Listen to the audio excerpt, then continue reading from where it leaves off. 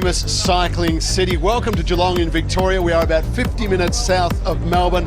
A fantastic venue for today's and this weekend's Cadel Evans Great Ocean Road Race. Of course, today it is all about the Deakin University Women's Race, and the stage is set. The weather here in Geelong, absolutely superb. Conditions are great. The riders are ready. The teams are set to go, and we are looking forward to bringing you a fantastic race today. Hi everyone, I'm Mark Beretta. Thanks for joining us on this tremendous coverage of what is going to be a brilliant race across some of the most spectacular countryside you'll see anywhere in the world, the Great Ocean Road here in Victoria. Joining me, world and Australian champion Kate Bates. Kate, this really has got a sense of occasion about it. It's a big race. Oh, it certainly does. It's so exciting. We have 15 teams racing here, 10 of which are international, 16 different nations represented, world champions, Olympic champions, national champions. It really doesn't get better. Hard to pick a winner out of this field or a favourite. There are so many that can come up and grab this race. But Amanda Spratt, the Australian, has been in great form from the Santos Women's Tour. Amanda Spratt, there's no doubting she comes in as a favourite. She won here last year. She's got a great team around her and very confident. But I think some other Australians have some form, and we could look at a clean sweep of the podium. Which would be fantastic. Let's join Matt Keenan now for a look at some of the race favourites here. It's time to begin the celebrations. Amanda Spratt goes out the winner. She salutes the crowd, all smiles. A brilliant attack she made, and she never looked back. I just love the race, you know, there's so much about it. I know it's a course that suits me, I'm in great form, so I'd love to go back to back, definitely. Amanda Spratt just won the Women's Tour Down Under and arrives in impressive form. January, I think, so far has been pretty much a dream start for me, and definitely to get that win last week just gives me a lot of confidence heading into the race. But with Katrin Garfoot, Janelle Crooks and Gracie Alvin, Team Orica Scott have plenty of options to play. I'm not the only one that can win. I think that's probably, I guess, tricky or maybe intimidating for other teams, is that we do have a lot of options, and we're definitely going to play that. Katrin Garfoot, the Australian champion, she's been one of the other big winners so far this season and is certainly one to watch. It's a pretty strong duo at the moment, and they've been using each other and feeding off their wins too, so they've got a lot of confidence. It's going to be fierce competition. There's quite a few UCI teams that have flown over from Europe, the SRAM team as well, so it's just going to be whether some of the strongest sprinters can get over those hills or whether Orica want to break it up, especially in those last few hills leading into Geelong. Another rider to look out for is the Dutch woman Kirsten Wild from Team Silence, who has just recently won Towards Zero Race Melbourne. I assume it's when it will play into the hands of the Dutchies. Kirsten Wild, an impressive 69 career wins. Her, along with her Silence Pro cycling team, will be ones to watch for, along with the Australian favourites. It's a race that everyone wants to win, and you know, it's one of the first races in the season as well, and it is such a big race in Australia as well, so you know, to win would be a fantastic feeling. Orica Scott, they do have the favourites, but this race is wide open. Yeah, it really is. This race only 3 years old in its third year this year, but the field is just incredible, Kate. It is hard to pick a winner out of all of that field, isn't it? It's hard to pick a winner, and it depends what tactics that they want to take, because the Orica Scott team, they need to make it very aggressive and ditch the sprinters, so to speak. So I think the last 15 kilometres will really be very crucial in Amanda Spratt's defence. Awesome. It's everything we love about road racing. All right, let's take a look at the track and the map, Kate, for this incredible event, because it takes in some amazing scenery. Well, they head out of Eastern Park here in Geelong and straight out toward Barwon Heads, hometown of Cadel Evans, of course, for the first sprint. The picturesque 13th Beach Road and heading down towards Bells Beach into Torquay. It really depends what the wind's doing here, Mark, because if the wind is quite strong, the riders need to pay a lot of attention. They head up, starts to get a bit lumpier over a QOM, and as they head back into Geelong, it really is the lumpy section toward the end where, well, if the sprinters, they still want to be there, they need to pay a lot of attention, and the teams like Orica Scott, that's their real opportunity. This is a great cycling city too. They love having these events here. Of course, they hosted the World Championships in 2010. It's the third year of this race. We're expecting big crowds out on the road, and this is a fantastic race to watch because you have so many beautiful places to go and see it. We're at Ocean Road Race for 2017. We are at the start line at Eastern Beach, Geelong. An incredible field, 88 riders representing 15 international teams, some of the best ladies in the world. about to go to work on this 113-kilometre circuit. It is a beautiful day in Geelong. The sun is shining. A little bit of a southerly breeze at the moment. As you can see, there's always a little bit of tension, a bit of excitement on the start line, but there is nothing like the lead up to a race, a road race such as this. The amount of vehicles that are about to roll down the road, the riders at the front, the peloton all set. And let's go to your commentators now, the international voice of cycling, Phil Liggett, and alongside him, Matt Keener. And it's a lovely story, Katrin Garfoot. Born and raised in Germany, now very much an Australian. Had the chance last year, there she is now, in Rio to represent Australia at the Olympic Games with a top 10 finish in the individual time trial for Katrin Garfoot. Yep, she'll be the first to tell you now. She's a Queenslander, and she's having a stellar start to the year. She's really flowered this last few weeks. We'll see how she gets on. Past winners, Rachel Neylan, 2015, Amanda Spratt last year. Unfortunately, Rachel, she's injured, she can't race today. But for Rachel Neylan in 2015, that was the turning point in her career. Yeah. Enabled her to get a spot on the strong Orica Scott team. And well deserved it was too. She's ridden both years we've had this event, first and a second finish. Sadly out with injury, which is very disappointing because she loves this course. A serious concentration on Katrin Garfoot. Either of these girls could win if the cars drop down in the right order. And the Spratt there. Weather conditions ideal. Current temperature 22 degrees. It's getting up to a maximum of 27. But more so than whether it's hot or cold, the biggest concern for the riders in terms of the weather is the wind. It was perfectly still this morning. It's now picking up to 31.5 kilometres per hour. That's quick enough to cause some problems and cause plenty of action. And for those viewers around the world, that's 20 miles an hour. Strong. It's strong, it's very strong. And when we all got up this morning, just after 6 o'clock, an idyllic day. No wind at all. But now day has dawned some 5 hours ago, and the wind is getting up. Should lead to exciting racing out on the 13th beach, that's for sure, as the wind comes in. The riders are ready and waiting for the singing of the national anthem by Grady Mitchell.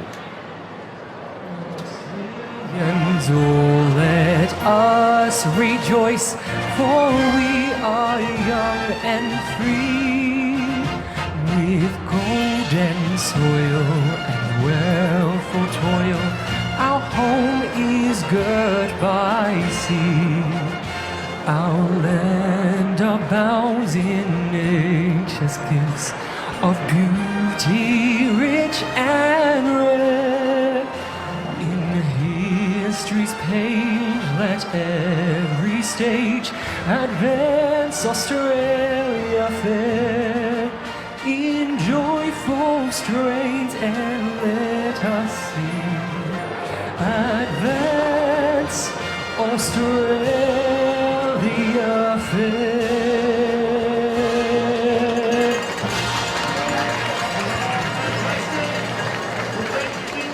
Grady Mitchell singing the Australian national anthem, and Cadel Evans continues to tell the story about the goosebumps when he stood on the start line in 2015 in his final ever race and he heard the national anthem sung.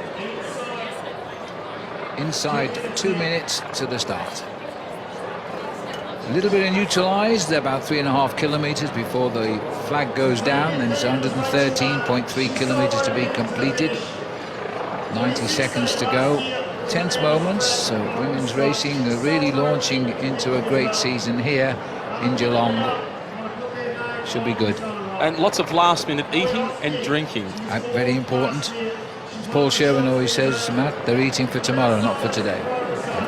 Except this isn't a 2-day race. It's a 1-day race. But all or nothing today. Or another one that Paul famously says, if you wait until you're hungry, it's too late. If you wait until you're thirsty, it's also too late. Absolutely right. There are 2 sprints along the way for the GmbHA sprint competition. Also counts with the finish line sprint as well. One Subaru King of the Mountains at Bells. 2017 has stepped up to ride with the Orica Scott team. Last year she was with the High Five Dream team.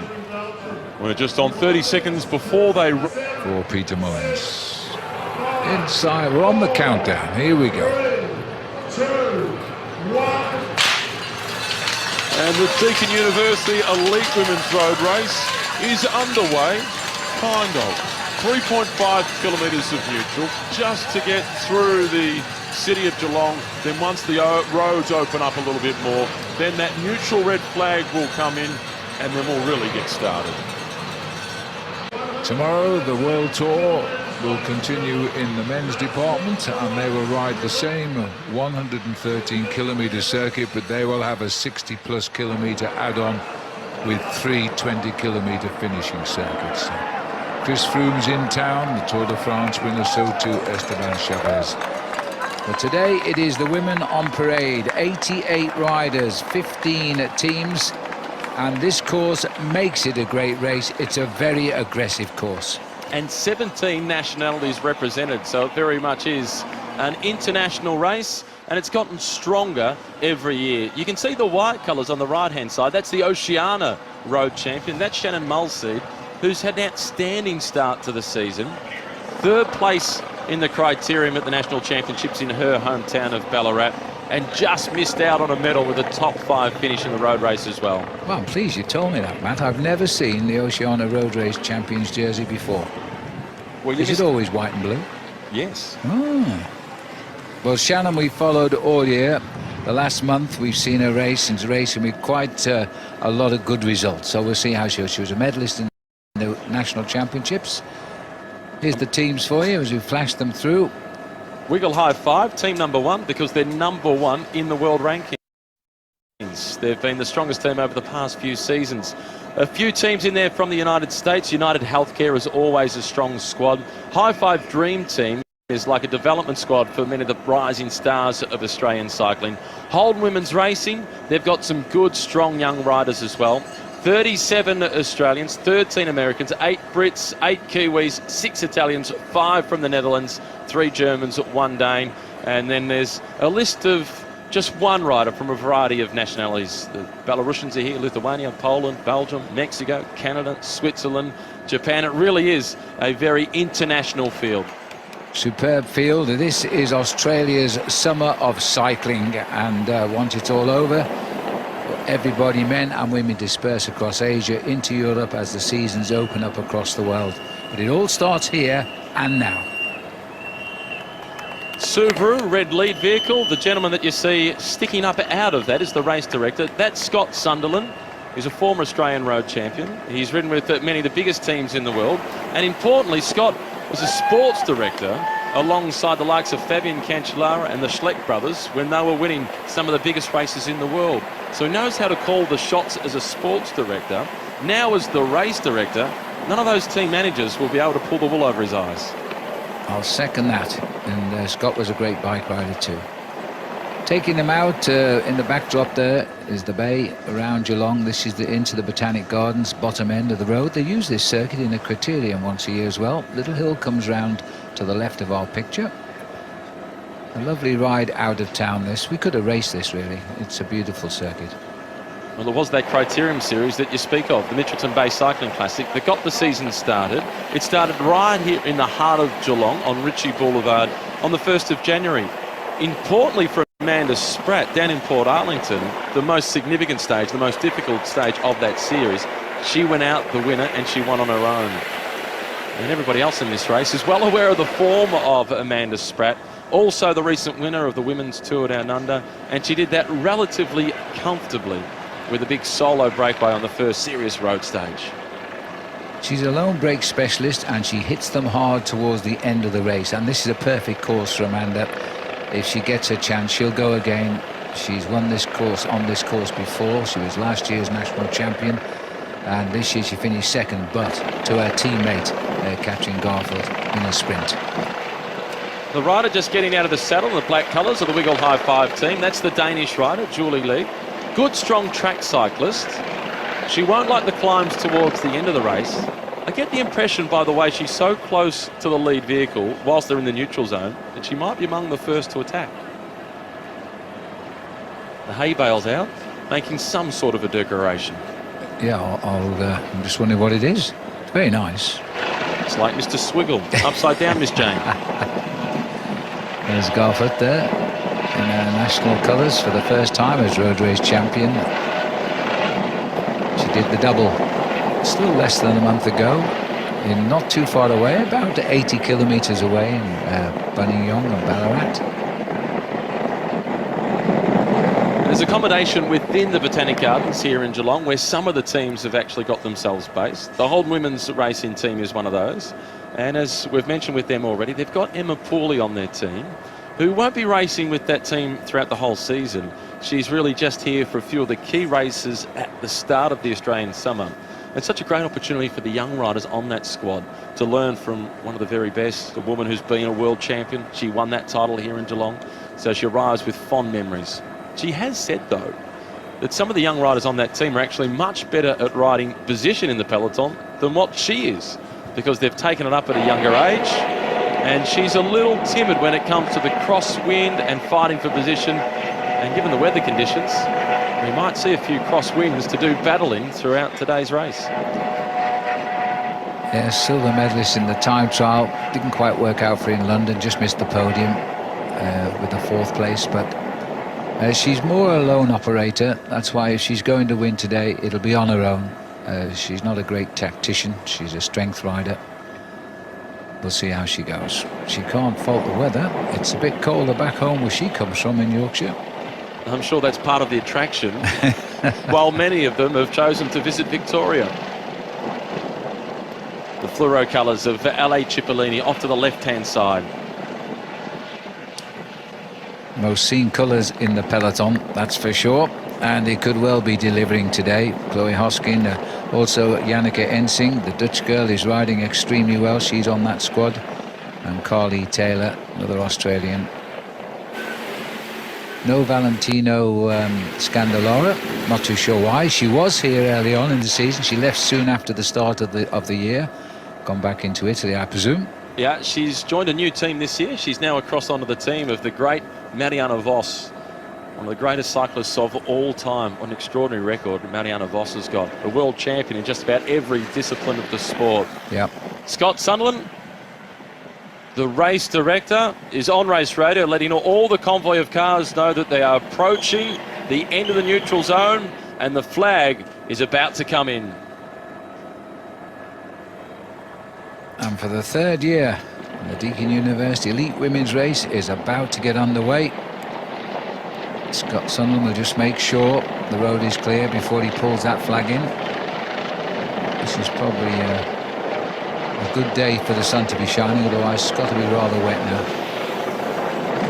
This is one of the most nervous moments for the race director, making sure it's all safe. Once he gets in the car and the race is on, he's got the confidence that the women will be aggressive in racing and that the course is clear. The flag is waved, the race director gets into the car, and the Deakin University Elite Women's Race is underway. 113.3 to give it its full title to go. And, well, no immediate attack. So often in men's racing, you'll see them start to issue some sharp sprints off the front. But no, they might be a bit worried about when we get out to Barwon Heads. It's always windy there, exposed riding, and the peloton really gets it tough. Well, you can see once we get out past the houses and then they start to make that journey down towards Barwon Heads. In the first 2 editions of this race, on both occasions, we were expecting the action to happen just after Barwon Heads along 13th Beach, but it's happened before Barwon Heads on that long, straight, exposed stretch of road. I imagine that most of them, they've done their homework and they're worried about that portion of the race. The young Kiwi squad on the front. Michaela Harvey is the lead girl here. Sitting behind her, the Aussie champion. That's a bit of an Antipodean spearhead at the head of the peloton just now. Over the years, Geelong has really consolidated as a cycling city, having brought the World Championships here. The first time they've been held in the Southern Hemisphere back in 2010. Great races, all of them, provided us with terrific champions, and that was when they caught the bug. And this, I guess, is something of the legacy, thanks to Cadel Evans putting his name to it after his retirement and victory in the Tour de France. Look at the position of Katrin Garfoot in the green and gold colours as the Australian national champion. The way she's hunched over the handlebars, and the bike, she's already fighting with it somewhat to stay out of the wind as much as she can. But she's not afraid to ride right on the front from the go. I mean, I think she might be wise just to drop back a little bit and just save a bit of energy for later. We'll see. Just moving up on the outside there, the Orica Scott riders. I think that's Annemiek van Vleuten, who's just moved up on the outside. You might recall Annemiek was the woman who had that horrendous crash in the Rio Olympics coming down towards the finish. It seems she was on a certain gold medal and she slammed into a wall and trees as she didn't make one of the bends. Terrible, terrible crash, and she's totally recovered. Terrific. It was amazing the way she came back so quickly after that horrific crash and won the Tour of Belgium. And out here, she's been in Australia and New Zealand for the past 2+ months, and she's really enjoyed it. And she's looking forward to getting back to Europe, and one race in particular, the Amstel Gold Race. For the first time this year, they'll have a women's version of the Amstel Gold Race, and she desperately wants to win it. We're joined in commentary by a woman who herself is a former Australian road champion, multiple Olympic Games representative, and a world champion on the track in the points race. Kate Bates, the race is underway. You're on the comfortable side of the fence now with Phil and I. What's your prognosis for the race? How do you expect it to unfold? What a beautiful day for a bike race. I think that the sprinters are in with a really good shot today. The last 2 years, we've only seen solo breakaways win. But it really depends on the motivation of the teams. The good news, though, is that really suits the Australian riders either way. Orica Scott, they have a big advantage with a lot of options in their team. They're very on form Amanda Spratt and the national champion Katrin Garfoot, of course, headlines an incredibly strong team. But the Silence team, they have Kirsten Wild and Ale Cipollini.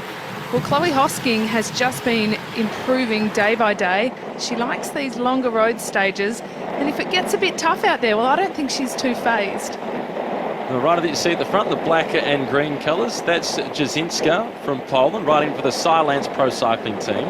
A lot of the attention so far has been on Kirsten Wild from that squad, but let's not forget the Brit, Phil. Danielle King, who was third here last year, Olympic Games gold medalist from London. It's hard to overlook an Olympic Games gold medalist. You must never overlook Danny King because she's a very aggressive bike rider and she's a good sprinter as well. And she could go with a move towards the end in this race. And as you say, Matt, yes, she was third last year. All outwitted by the lone break at the end by Amanda Spratt. Just looking here at the peloton, they're just doing steady tempo at the moment. Nobody too keen on launching an attack. They're waiting for a change of direction or wind. It won't be too long before we do just that. Heading out onto the Bellarine Peninsula. There's a real sense of anticipation, Kate, about that crosswind, as nobody wants to attack at this stage, but they're fanned out across the road to try and improve their position and get towards the fronts.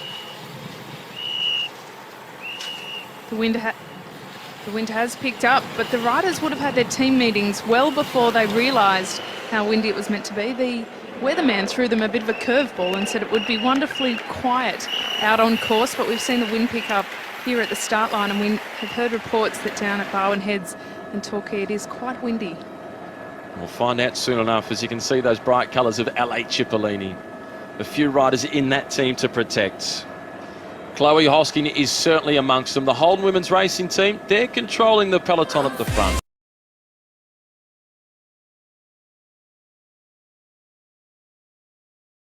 The hammer is down in the Deakin University Women's Race here at the Cadel Evans Great Ocean Road Race weekend. This is the course. They are currently just on the outskirts of Geelong. If you know the city, just coming through Belmont at the moment, heading towards Marshall. Let's rejoin Phil, Matt and Kate. Well, the racing is underway. We're at 107.9 kilometres to go. It was calm early. They've made the turn away from the houses with that little bit of protection from the wind. It's up around that 30 kilometre per hour mark. We've seen the Orica Scott team come to the front, led by the most experienced rider on the team, Annemiek van Vleuten, the former world's #1, so close to Olympic Games gold medal in Rio prior to that horrific crash on the final descents. But now that they've contained that move, Kate Bates, the rest of the peloton are breathing a slight sigh of relief, but making sure they don't make a second mistake. They're all wanting to get to the front. For now, I think they can sigh a little bit of relief, but Orica Scott need to be a little bit careful how they play their cards. They've already all of the onus for the race is on their back. Well, one guy who really likes racing under these sorts of conditions where you have to fight for position is one of the greats of Australian cycling. Three-time Tour de France winner, Robbie McEwen. He's out on the motorbike. What do you make of it so far, Robbie?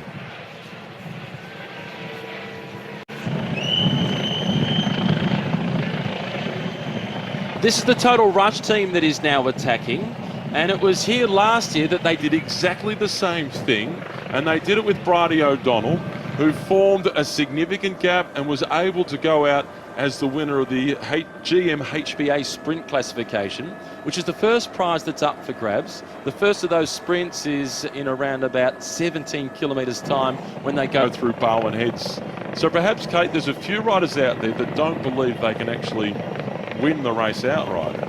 So they're aiming for the sprint prize or the Queen of the Mountains prize. It's also a very good opportunity for the local teams. There's 15 teams in the race, 5 of which are Australian teams, one of which, of course, is Orica Scott, our international world tour team. But for the other 4 teams, they need to get the jump on the field, and often going out early. If they have 1 or 2 riders from the bigger teams join them, they may just survive until the end. If they sit back and wait until the very end of the race, tactically they're not putting themselves in the best position to win. Well, the woman that attacked from the Rush women's team was Winanda Spur, who celebrated her 26th birthday yesterday.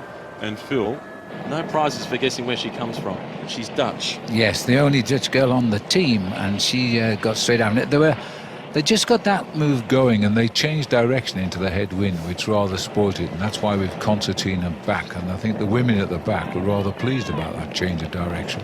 So far in the race, the 2 opportunities where it's been exposed to the wind, it's been Dutch women who have caused all the action. Well, I think a name that we won't see on the front until perhaps the very end is Kirsten Wild. She is one of the favourites if it does come down to a sprint today. Phil, she knows how to ride in a crosswind better than anybody, but there's some climbs toward the end, so she also needs to be quite smart and conserve some energy. I think it would be the downfall of her, in all honesty. Those climbs are very steep towards the end, but if it came to a sprint, there's no doubt she's the woman on form, as she showed us on Australia Day. Well, the first of those intermediate sprints for the GM HBA sprint classification, that comes at Barwon Heads, a popular tourist destination made famous by the television show as well, Sea Change, and caused a lot of people to make that decision and take the sea change and move down to the beach. It's also the spot in the world where Cadel Evans has chosen to live, at least when he's in Australia, and he's had the opportunity to go all the way around the globe, and he has chosen Have a go. She's on the Hagens-Berman Supermint team, which is an American setup, and she's got plenty of her teammates around her on this. Have a go. She's on the Hagens-Berman Supermint team, which is an American setup, and she's got plenty of her teammates around her on this moment in time. It's a nice reshuffling here. Minda Murray, Australia, on the Rush team. She's come up to the front. Still well down the sprockets, even though they're on the big chainwheel here, so they're into this wind. This is Liza Racchetto, who's a late inclusion into the team. She's been here all summer and she's been racing well, but she wasn't on the original start list. She certainly is. Kate, circuit racing, riding position is all important. She'll probably like the wind. I think the wind, it has a different effect on different riders, and one thing that we can't discount is the mental effect that it has. A lot of riders are quite intimidated, not only by the strength of the wind, but also what it means. From LA Cipollini, the ever talkative Carly Taylor.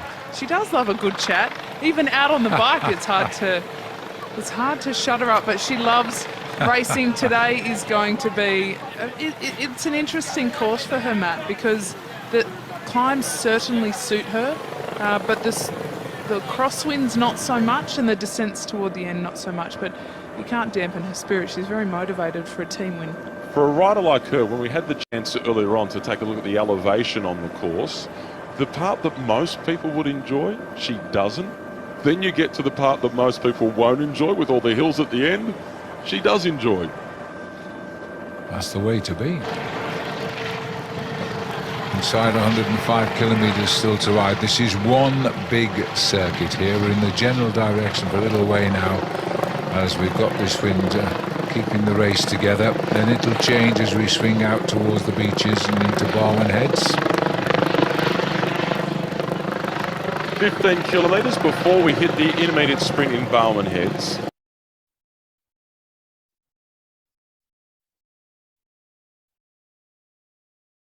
It's outright. Well, that's an interesting observation, and I can't disagree with you. Amanda Spratt, 22 kilometres an hour. They're not moving that fast. I wouldn't quite say they're relaxed, but they are cautious of what's coming up. It's a blockhead wind at this point. There's Amanda Spratt wearing number 21, right alongside the current Australian national champion. And her heart rate was just 120 odd beats per minute, and that's quite low, quite comfortable. This is Liza Ricchetto, the late inclusion, and she's making her presence felt early. She's got Janelle Crooks from Orica Scott sitting on her wheel.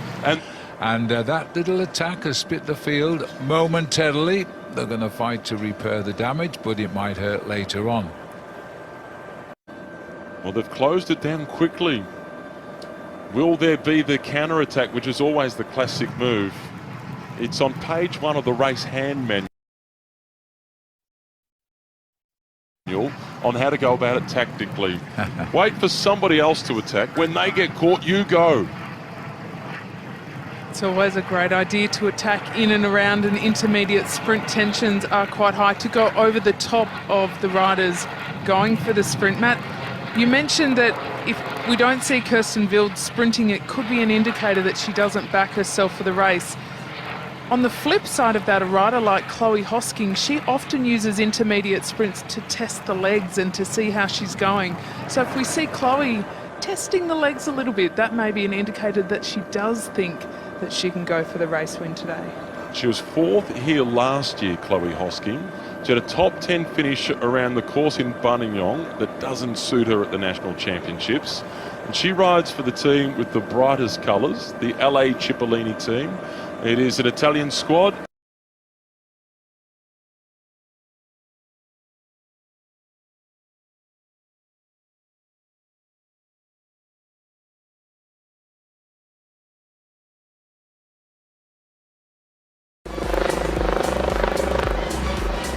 Just inside 102 kilometres remaining. There's been a few attacks with a little bit of crosswind that we've seen so far. But as they head down towards Barwon Heads for the first of the GM HBA intermediate sprints, it's a blockhead wind. So it's the calm before the storm.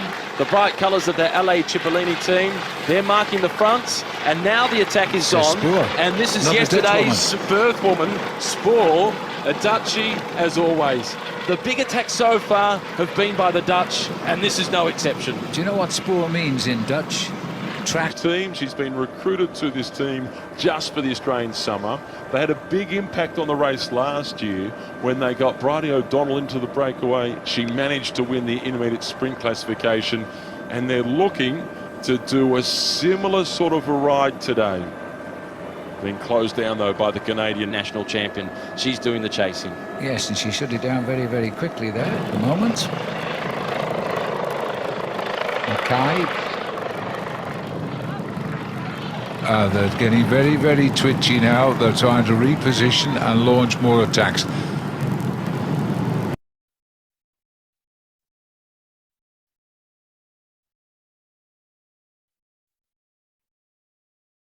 Ideal form. She bounced back after that though and collected a bronze medal at the World Championships in the individual time trial. But Kate, she was less than 10 seconds away from gold and being crowned the world champion. It was so close. It was a year of mixed fortunes for Katrin Garfoot, who started 2016 hoping for a spot on the podium at the Olympic Games. That wasn't to be, but she certainly held the motivation and came good for the World Championships, and she's kept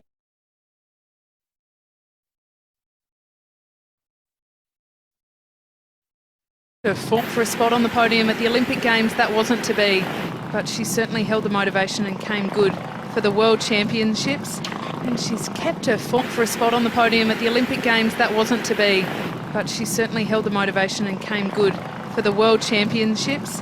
And she's kept her form, a tremendous ride at the National Championships, and that's why we can see her, number 23, wearing the green and gold National Champions jersey. So they've made their way out of Geelong. The flag came in after the 3.5 kilometre neutral section.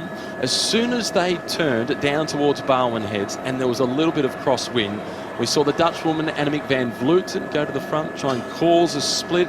We've seen another Dutch woman, Wanda Spoor, launch a few attacks to try and get away, force a breakaway, but it hasn't eventuated as yet. They're not too far, though, from Barwon Heads. Around about 11 kilometres before they make the right-hand turn onto Hitchcock Avenue and the first of the intermediate sprints. Keep an eye on this left-hand turn coming up, because it'll put them in the crosswinds again, and that could be crucial right now. This is Sofia Navarro, the Mexican woman, on the Showa 2020. Very successful team last year.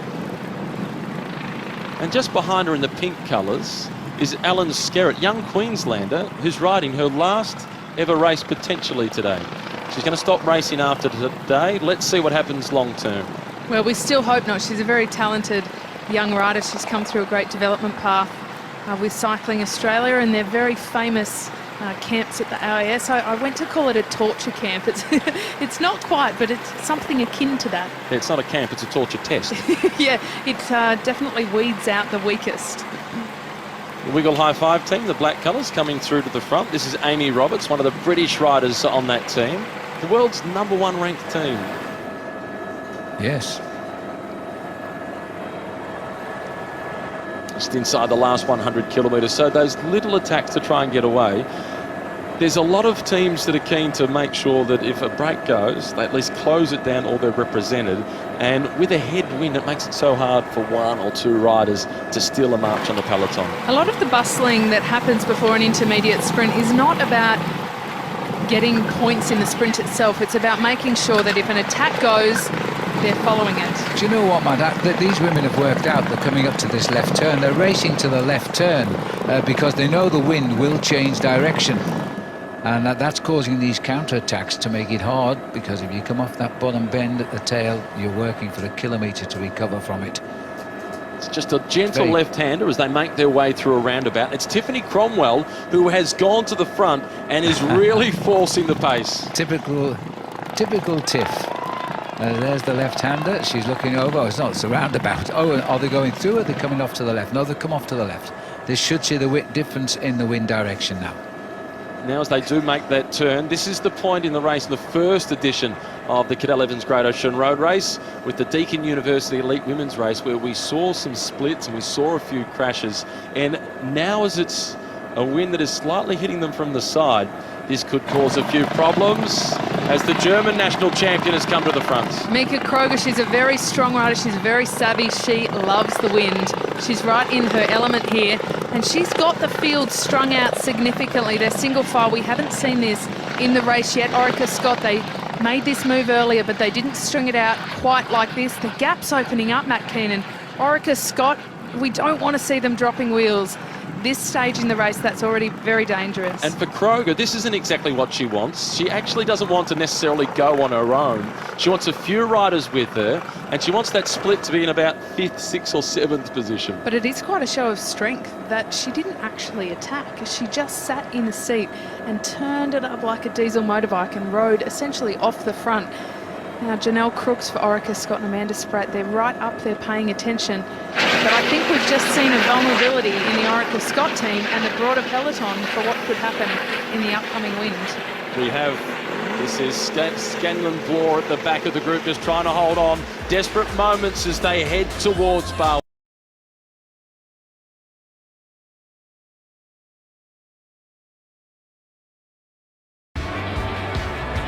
On the way into Barwon Heads, and the crosswind is having a major effect. The Australian champion Katrin Garfoot rolling through at the front, and the peloton, it started as 88, it is now being disintegrated, and we're still a long way away from even hitting the hills. So just look at the splits now. Brilliant riding by the women. The strong ones, the tactical ones, knew exactly what was coming at the left turn of that roundabout.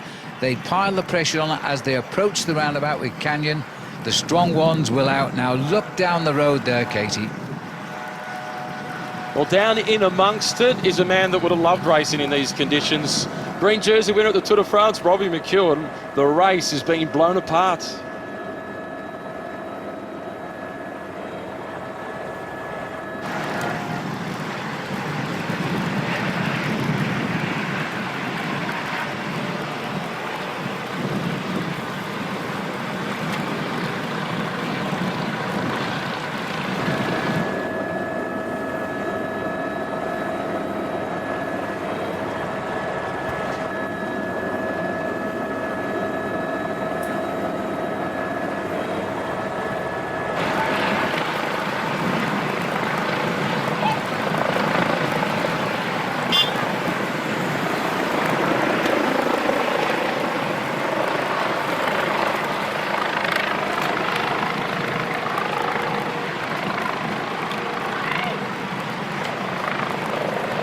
And there's Gracie Alvin that Robbie speaks about. She's second in line, former Australian road champion.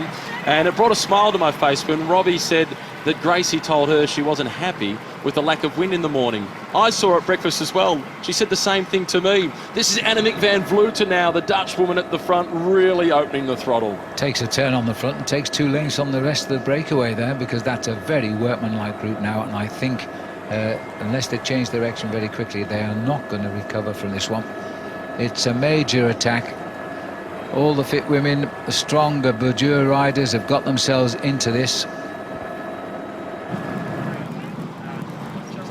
As they turn onto 13 Beach Road, they'll get a bit of reprieve from the wind. But the damage has already been done, Phil. The riders who have been dropped, even if they were to come back to this main bunch, a lot of damage has been done to their legs and to their confidence. And there's been a big gain of confidence from the riders that have been forcing this split up the front. Katrin Garfoot, she just looks so comfortable. We've still got 93 kilometres left to race, but the bunch has been split from 88 down to 25-30 odd. Matt Keenan, this is a huge move and early in the race. And here comes one of the favourites, fourth from last year in the LA Cipollini colours. That's Chloe Hosking, a winner on the Champs-Élysées last year at the end of the Tour de France with La Course by the Tour de France. The South Australian now coming through to the front in the black colours. That is Tiffany Cromwell. Lisa Brennau, one of the contenders, the German, she is super strong. And Kirsten Wild now comes through, the silver medalist from the World Championships last year, the winner of Towards Zero Race Melbourne. She is in really good form. And the cars are in, which means they've got quite a significant gap here. Not as much as they might like. There are 25 women in this group at the moment, as far as I can see, and that's a nice little group. A few trying to get across and repair the damage. They've got a long way across no man's land. There's the rest of the peloton.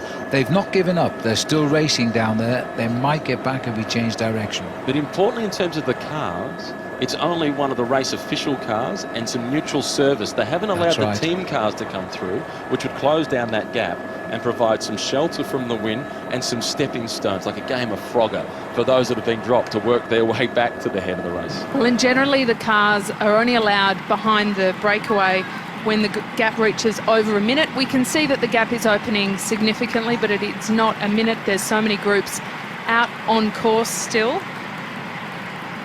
This is Luseita, the Lithuanian national champion, now coming through to the front. One of the teammates of Chloe Hosking.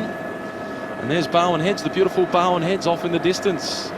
And the first of the GMHBA intermediate sprints awaits. Well, it will be a beautiful sight for the riders who are chasing. They'll know that they'll change direction, and that wind will help their cause somewhat. And two of the fastest sprinters in the race, two of the fastest sprinters in the world, Kirsten Wild and Chloe Hosking, are both in that front group. They're in plumb position. They're both very smart bike riders. Kirsten Wild is, of course, Dutch, and Chloe has sharpened her nails on the Dutch racing scene, so she knows exactly how to deal with wind, and her team, they're very supportive of the cause here today, so she has a number of teammates up there. And here's the chasing group. Rushley Buchanan is going through. She's the New Zealand national champion. There's some strong riders in that group that have missed it. Rebecca Wysack is there, dual world champion in the individual pursuit on the track. So some good riders have missed out on the move. Well, they're 15 seconds off the pace. This group might get across. There's one or two strong women who could carry them over here. We're heading right down into Barwon Heads now. We turn right in Barwon Heads. The heads are on the left, and then the wind again will change direction. but the gap has opened significantly. This is a very... Shadow boxing is off now. They're giving everything they've got to establish a gap. And once they do go through Barwon Heads, I'm looking forward to seeing what the win... Together, Matt, we might look at 40, maybe 50 riders heading down on 13th Beach Road. Peter Mullins, she's made the lead group. Australian champion from 2015. I think the strong women, the women who came here to race hard, have got this split because they were always already at the front. That's a kilometre to go to the sprint, just caught out the side of my eye. We're being told that there are huge crowds waiting for the race coming into Barwon Heads as well. So this is the home, of course, of Cadel Evans. The man has put his name to this weekend of racing. And the peloton, that's the main field down there, beginning to fan out and slow down a bit, I think. Well, not too far away from that sprint. They make the right-hand turn.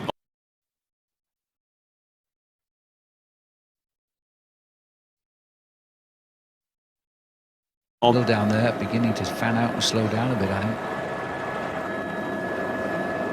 Well, not too far away from that sprint. They make the right-hand turn on Rock Avenue, and then we turn on the 13th Beach, and it's exposed again to a big crosswind. You could pay the price and lose contact with the front of the race. The motivation for these riders will definitely not be the intermediate sprint.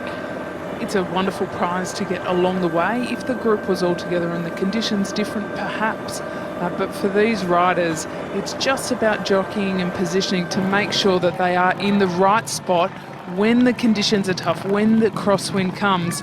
The intermediate sprint, we might see Chloe Hosking jump out, test her legs a little bit. Kirsten Wild, she's there as well. Actually, there's more than 30 riders here right now. I don't think anybody's got across yet. We've got that group of 9, which has got them in their gun sights. They might make it. That will still leave us with 40 riders in the front group, and that surely will be it. We've got to move on the left, have we? Janelle Crooks looks like she's trying to move forward, perhaps to just try and sneak across that finish line in first place. And now Chloe Hosking starts to open up the sprints. There's a few in there that do want to try and collect the points. They've been waiting patiently, and now they do start the sprint to collect the points in the race for the GM HBA Intermediate Sprint Prize. Chloe took the points there ahead of Peter Mullins, and it looks like Janelle Crooks came across in 3rd place. We wouldn't call that an aggressive sprint at all, Matt, but it's good to see the ladies have a bit of a go and just see where their legs are at. Chloe Hosking, we know she's motivated here today, and it is quite like her to have a bit of a dig. She's one of those wonderful sprinters with a bit of ego that likes to look around the bunch and say, I'm on form, come and get me. It was the sprint version of a game of chicken. No, you go first. That looked like fluoro vest just getting out of the way at the last minute. Let's hope it wasn't one of the race officials, as we see one rider from LA Cipollini go the long way around the roundabouts. It's one of those scenarios, you get halfway round, you look across your shoulder and realise everybody else has taken the shortcut. But it's too late. Now this chase group at 16 seconds, this is their moment to pounce. In fact, it's less than 16 seconds now. It's closer to 10 seconds. But Canyon SRAM, they know that once they get past this line of trees at the caravan park in Barwon Heads, it's out on the 13th Beach. And as picturesque as it is, they won't get to enjoy it because it's always windy. Here's a look at the GM HBA sprint once again.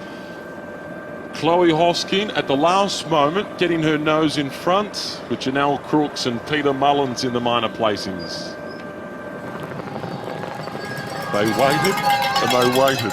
They don't want to spend any unnecessary energy. I'm pleased to see Chloe really testing her legs, albeit for only about 100 metres, but it is a show of confidence to me that she feels good about her chances out on course today. The LA Cipollini team, there are 4 of them in that front group. Orica Scott, I've seen 5 of those riders, so they still remain the dominant teams in that front break. Phil, Canyon SRAM, they've also got a lot of numbers up there and looking good. Silence for Kirsten Wild. I've only seen a couple of those riders, so that may be a bit of a tactic challenge for them as they come toward the end and through the climbs. Well, Canyon SRAM, they had the plan. They caused the split. It was that great move by the whole team were present. the split came, and they deserve to have the number of riders from their team in this leading group. 88 kilometres out. You saw the right turn from the helicopter. You see how barren it is out this way. It is a beautiful area, and it's a very, very popular training area for the club cyclists out of Geelong here. But the wind usually comes in off the coast. This group is getting across, 9 riders. It'll give us around about the work as well, trying to finish what they've started here. There's how exposed it is. And they're going to get a howling tailwind, of course, as we race away. The beach is stunning, but the riders won't get to enjoy it today. You can go left onto the beach or right and onto the golf course. They've done it. 87 kilometres to go. About 40 riders in the lead.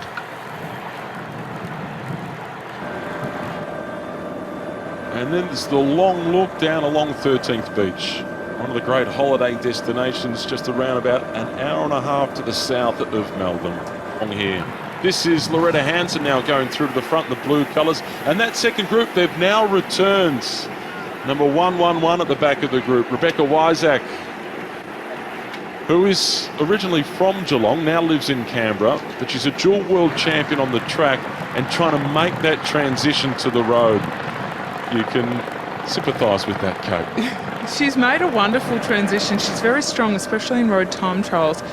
What she lacks is the experience on the road, so I don't doubt that she has the legs to be able to stay in that front group when the pressure is applied, but what she may not have the experience to do is find the right bunch position. She's made her way back to that leading group, but it would have done some damage to have to chase for as long as they had to.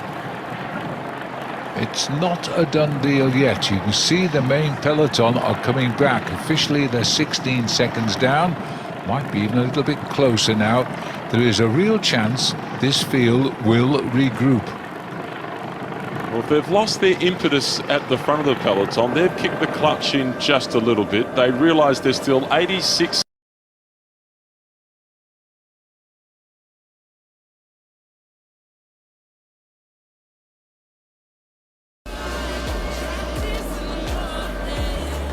Well, they're making their way along Barwon Heads, out of Barwon Heads and along 13th Beach. Small group of 2 have gone off the front.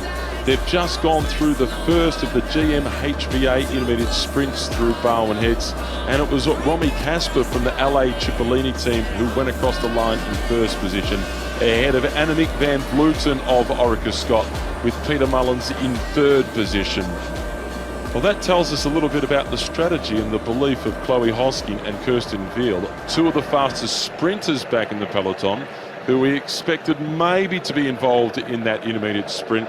They're saving themselves because they think they can get to the finish line of the Deakin University road race in first position in Geelong. They're not worried about the intermediates. And as the race is panning out, Orica Scott and Ale Cipollini are certainly showing themselves as 2 of the strongest teams out on course. Canyon SRAM, of course, have been very important in forcing that earlier breakaway, but it's Rush Cycling and Silence who are on the move now. Ellen Skerritt, she's riding a slightly bigger gear than Barbieri, looks to be labouring a little bit more at the back of the bunch here. Well, they're not even pedalling, Phil. They look to be taking it very easy. I think 2's a good combination for the peloton. They're not going to worry too much about 2 women getting away on this stage of the race. They've still got 2 hours of racing left to go, and they're sort of blocking off at the front here. Rachel Barbieri, Ellen Skerritt. Not 2 of the marked women in the race. They decided to take the pressure off themselves, and I think these 2 probably will gain time for a moment.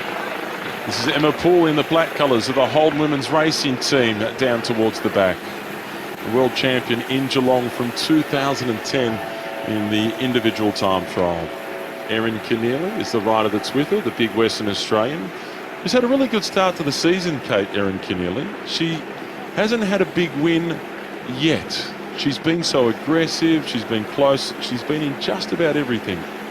She had tremendous form at the Tour Down Under. You can see the difference in body shape between Emma Pooley and Erin Keneally there. Emma Pooley, of course, a little pocket rocket who can climb. She's won Giro d'Italia's, the Women's Grand Tours. She's been world champion before, a duathlete. Very handy runner as well. Erin, she is just a very big, strong rider. I would not like to try and chase her through a crosswind. She needs a bit more experience to understand her capabilities, but she's a rider much like the German champion Mayuko, who we saw force the break earlier. But a big reputation. She's too young to have built one, but she's certainly developing one pretty quickly. And she's got quite a reputation of a lot of talent. She's a track rider. You can see from her pedalling style, she has quite a high cadence. She pedals quite quickly. It makes her look very comfortable on the bike. Helen Skerritt doesn't have a background in track, but she is a very strong road rider. And their difference in style just indicates their background. The bunch, Phil, look at them. They do appear to be enjoying the scenery as much as we are. Yeah, they shut down now. 50 seconds, it'll soon be a minute. They're not chasing this one, they're waiting and watching. It's a little tactical battle amongst the race favourites now, taking the pressure off themselves for the moment. And they could get a couple of minutes here. Well, it's an ideal situation for the race favourites, because these aren't two of the favourites. There's only two of them, so they could build up a 2, 3, 4 minute lead. But they'll run out of strength in the end, surely. But it's a very good move for Kirsten Wild, though, because the Silence team are represented in the front. There's now no onus on them to do any work at all to chase. That onus largely sits now on Canyon SRAM, on Orica Scott. If you do come down here and ride your bike, you can avoid this right-hand turn and just go straight across the road, as there's a nice bike path which will cut out a couple of kilometres and make the journey between Barwon Heads and Torquay a little easier. I can recommend it. I imagine there'd be a few of the ladies in the field who are thinking about what's to come and hoping that they get some sort of reprieve. Nobody detouring onto the bike path, thankfully. We make our way away from 13th Beach. Left-hander, she's looking over. Oh, it's not, it's a roundabout. Oh, and are they going through, or are they coming off to the left? No, they come on. This is the first serious move of the day. It was Kroger, the German national champion, that put the race in the gutter once they were exposed to the crosswind. They'll quickly join the Canyon SRAM team by Orica Scots. Also up towards the front, we saw the LA Cipollini team making sure that they were strongly represented. At this point, heading towards Barwon Heads, the race was blown apart into 3 or 4 distinct groups. Then at the first of the GMHBA intermediate sprints, it was Romy Casper who stuck her nose in front. It was Annemiek van Vleuten in second position, followed then by Peter Mullins. Once they made their way out of Barwon Heads and onto 13th Beach, the big peloton all rejoined, and now it's a breakaway group of 2 with Barbiera in the black and green colours, the young Italian, and Skerritt in the pink colours of Rush Cycling, the Queenslander, who have managed to open up an advantage of almost 1 minute with 80 kilometres still to race. This is the Deakin University Elite Women's Road Race as part of the Cadel Evans Great Ocean Road Race. And it's fitting that Deakin University are the sponsors of this race, as Tracy Gaudry, who is the Vice President of the UCI and the first woman to be on the management committee at the UCI, got her degree from Deakin University and originally was from Geelong. Yes, when she was called Tracy Watson, I believe. Correct. Little split in the field there, more an ambling off the front rather than seconds, very, very quickly indeed. And it's primarily the work of Orica Scott in the green helmets here, deciding they don't want anybody to escape. A bit surprised about that. There's no opportunities to rest. So when that break of 2 went up the road, not 2 of the big favourites to win the race, thinking perhaps this might be a chance for everybody to sit back, relax for a while, let that group drift out to perhaps 2, 3, maybe even 4 minutes. Orica Scott, they've got other ideas. Well, they're keeping the pressure on. They don't want to arrive at the finish with a very fresh Chloe Hosking and Kirsten Wild. And in order to do that, every single kilometre counts. The upcoming climbs, they count. Orica Scott, they are all over this, Matt. Tactically, they know exactly what they need to do. It's a hard day out for them if they want to get the victory, but it's definitely possible. 33 seconds now as the advantage continues to tumble. Barbieri at the front, the look across the shoulder, and Skerritt wouldn't dare look to go over her shoulder and see the peloton quickly closing in.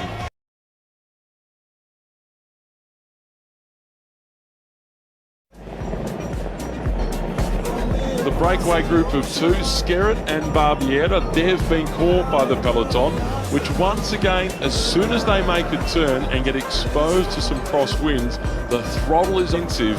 The LA Cipollini team just making sure that they're keeping their big favourite, Chloe Hosking, the Canberrian, up the front, out of trouble. And that's all they want to do, Matt. They just want to keep Chloe out of trouble. They don't want to ride on the front and use all of their energy toward the end of the race, through that lumpy section and back into Geelong. That's where they'll really need Chloe to be very fresh if she's going to be able to hold on and come into Geelong and make it a sprint finish. But Orica Scott, the onus is on them to really force the pace, and they've been doing that all day, so I don't doubt that that's exactly what they've got in mind. They need to get rid of those sprinters.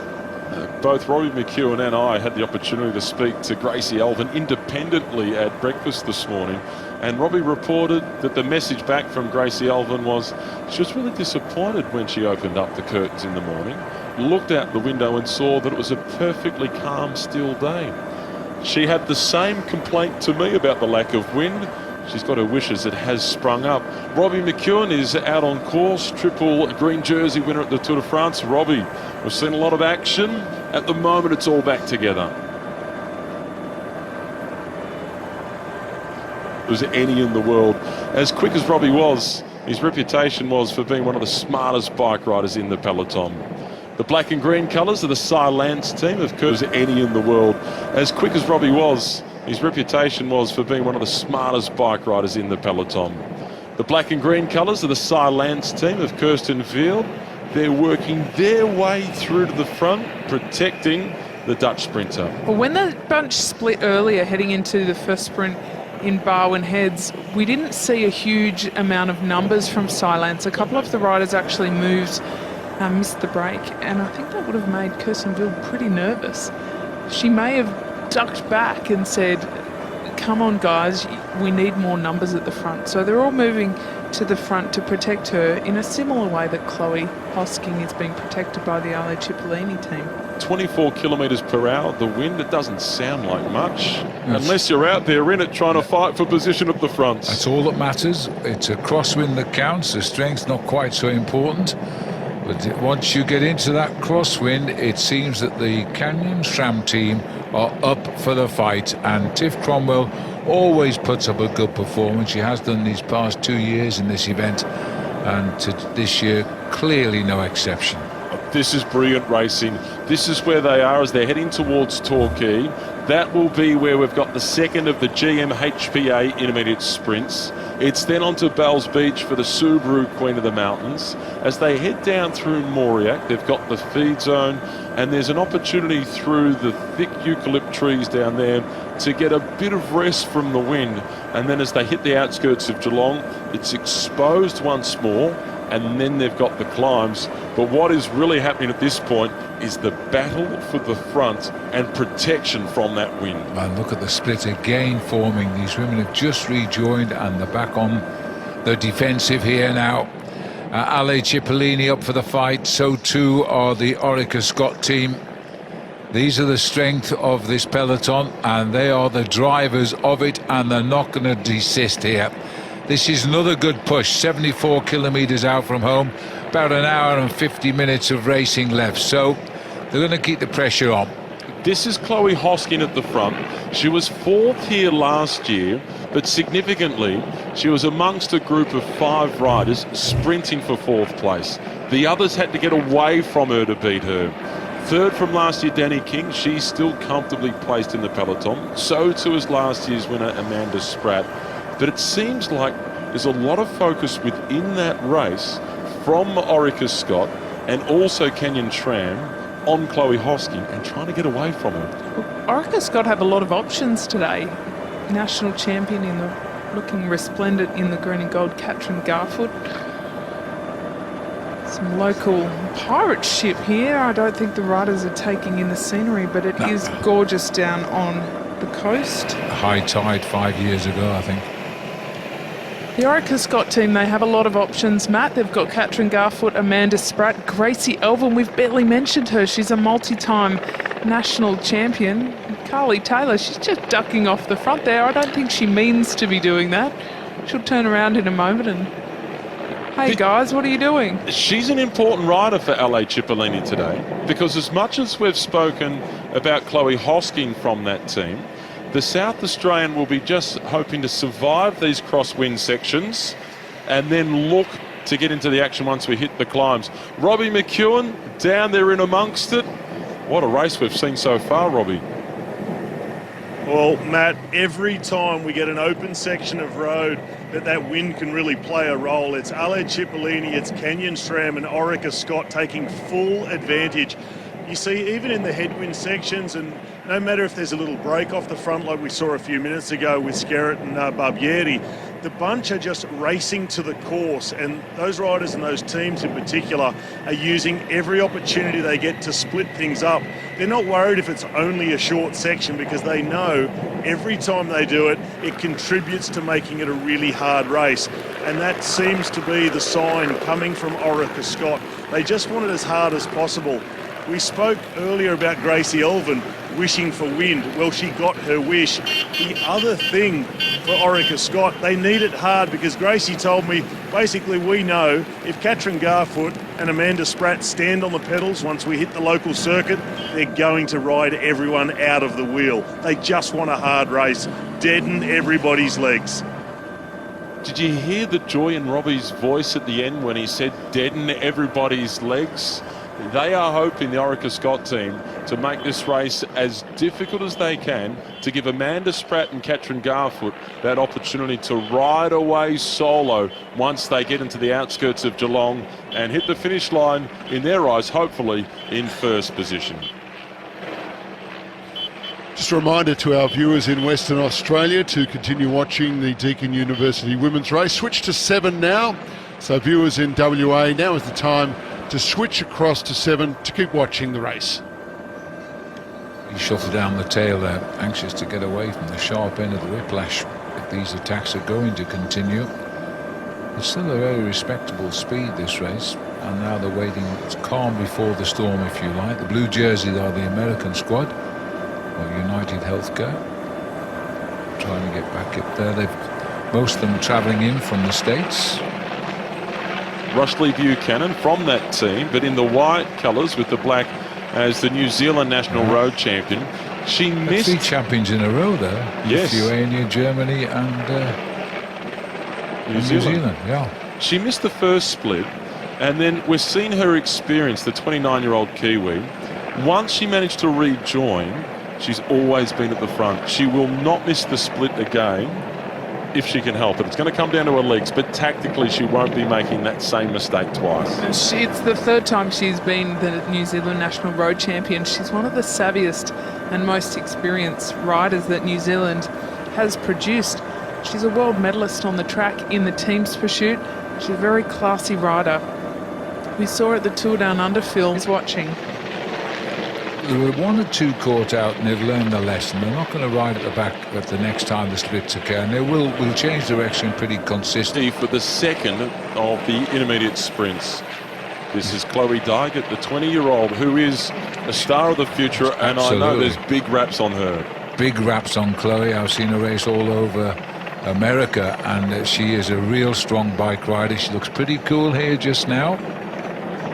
This is one of the more experienced Americans. That was Starla Tendergreen that was sitting behind her. Liza Ricetto is in 3rd position. Late addition to the team. If we look closely, we can see a few grimaces on faces. So while it may appear as though they're just cruising along and waiting to head into that second sprint in Torquay, I think the pain is already starting to show. They head straight down this road. They get to a roundabout at the end of it and make the right-hand turn along the Esplanade and then in towards the shops in Torquay for the intermediate sprints. Just coming back briefly to Dygard, she was a World Junior Road and Time Trial champion, and last year was a brilliant occasion for her because she led the foursome from the USA to their first ever World Team Pursuit Championship. That was a huge result for them in Qatar. No, where was it? It wasn't Qatar. What everything throws at her, she just wants to get out there and do her best and work very hard. All sorts of problems running off the course at the back of the peloton. That's Lucy Kennedy, who we were talking about just moments ago, Phil, with great form, but getting caught out. Getting caught out, and if you notice there, Matt, Emma Pooley's gone from the back right up to the front. There's a short descent, and then we climb Bells Beach, and she's going to red and dark red, I think they are. Well, Watch we out. did say either the front or the back. There's no in between. It's rather like Jeannie Longo used to race the same way, and she won about 40 World Championships. Green and gold jersey of Australian champion Katrin Garfoot just tucked in behind Katie Hall. Let's have a look at Lucy Kennedy. On the right-hand side, it looks as if she might have just had a touch of wheels with the rider in front of her, and as a result, she just slipped off onto the gravel. Whoa. And lucky she didn't have a puncture. Well, she's done well with a touch of wheels to just slip off into the gravel and not... Slipped off onto the gravel. Whoa. And lucky she didn't have a puncture. Well, she's done well with a touch of wheels to just slip off into the gravel and not have a fall. As they're already heading up and the bunch is already splintering, there hasn't been an attack that's gone, just simply how difficult these climbs have become. It's only the very beginning, Phil. They're just starting out on the really hard part of the course. A lot of veracity in these climbs as climbs have become. It's only the very beginning, Phil. They're just starting out on the really hard part of the course. A lot of veracity in these climbs as they... Really, he tells us. I'm sure he did. He knows these roads better than most of us. I have a feeling there'll be a few riders at that point in the race who wish they could stop for a coffee. It's not really how it works though, is it, Matt? Not quite. There's no coffee breaks on race day. Numbers pinned on, lots at... For a coffee. It's not really how it works though, is it, Matt? Not quite. There's no coffee breaks on race day. Numbers pinned on, lots at stake in the Deakin University Cadel Evans Great Ocean Road Race. The blue colours, the American outfit, this is United Healthcare riding at the front. The Australian champion Katrin Garfoot in the Deakin University Cadel Evans Great Ocean Road Race. The blue colours, the American outfit, this is United Healthcare riding at the front. The Australian champion Katrin Garfoot just behind her. 500 metres to the top of this Queen of the Mountains prize. They've split the peloton up significantly, but the last part is the hardest. The last part is really nasty steep. We saw the max gradient was 18%, and that 18% is toward the final of the QOM. There's only 200 metres left to run, so they really have to just put in a concerted effort over the top here. Emma Pooley making her move forward, Katrin Garfoot, but it's also Yannick Ensing of the Ale Cipollini, the very bright colours. Hagen Berman jumping out of the field. This is Lizzie Williams. She's a noted sprinter, Lizzie Williams. She wants to try and collect the points. She's got her nose in front, but only just, as Ruth Winder is coming over the top in the blue colours of United Healthcare. Williams almost falls as she gets a little bit rattly. The Lithuanian national champion, Muskaita, is desperately trying to close in. Well done, Ruth Winder. She caught them right when it mattered. She's gone over. She's won the only climb, official climb, and she runs out the Subaru Queen of the Mountains. Good result there for the United Healthcare team. She's from America, I should imagine, a little bit jet-lagged as well. Well, she's going to keep it going. Perhaps they do. They want to continue with it. I'm sure that Cadel Evans would have been happy to see Lizzie Williams get the victory, as they've been out on the bike riding a little bit recently.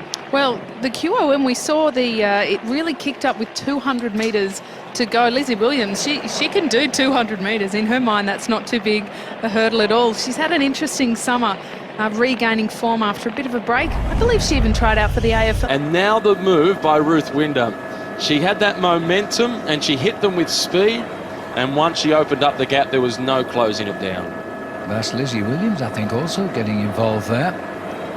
She's won the Queen of the Mountains competition in the past. Interesting little move this now as they come through the feeding station, grab the bottles and keep going. Get some idea of the elevation quickly attained here. We're just looking at the clear victory there for Ruth Winder, 23 years of age, and settling down to what will be her third season now with United Healthcare. So she will go out the winner of the Subaru Queen of the Mountains. It was Lizzie Williams who won that back in 2015.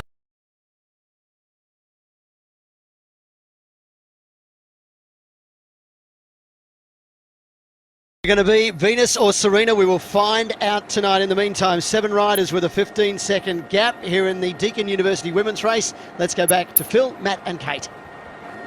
Well, the race is splitting up after they've gone through Bells Beach. The Subaru Queen of the Mountains, Ruth Winder. She then launched an attack. She's been joined by 7 very strong riders, including Annemiek van Vleuten, former world #1. The previous world champion from Geelong in 2010, Emma Pooley, is in that break. Lizzie Williams has made the move.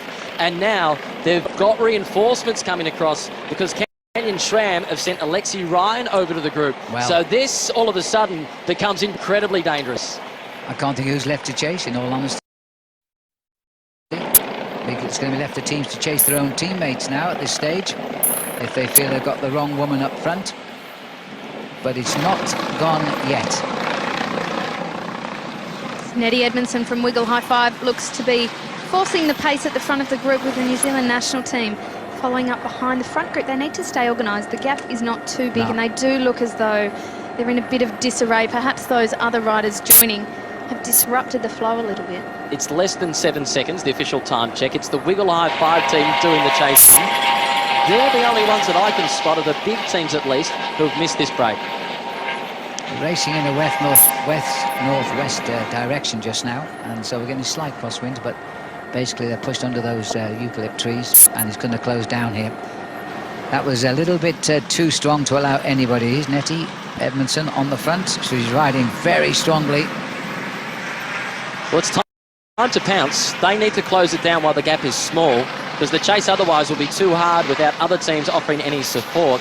And then the next time a breakaway goes, Wiggle High Five must have somebody in it. They must be in it. A break of 10 or 12 riders without your team represented is a very bad sign. And if the gap opens up even more than 10 seconds, it's nigh on impossible to chase down as a solo effort. Nettie Edmondson, she's putting a lot out there today in order to bring this back, and she needs to. Chloe Dygat has jumped across to the break. We've spoken about just how talented this young rider is. We have a lot of expectations for her, Phil. Class act, but Nettie Edmondson spotted that. She's brought the peloton virtually across. There were 12 women going clear there, 13 with the arrival of Dygat, and had to be shut down if you'd missed the move, otherwise it was curtains.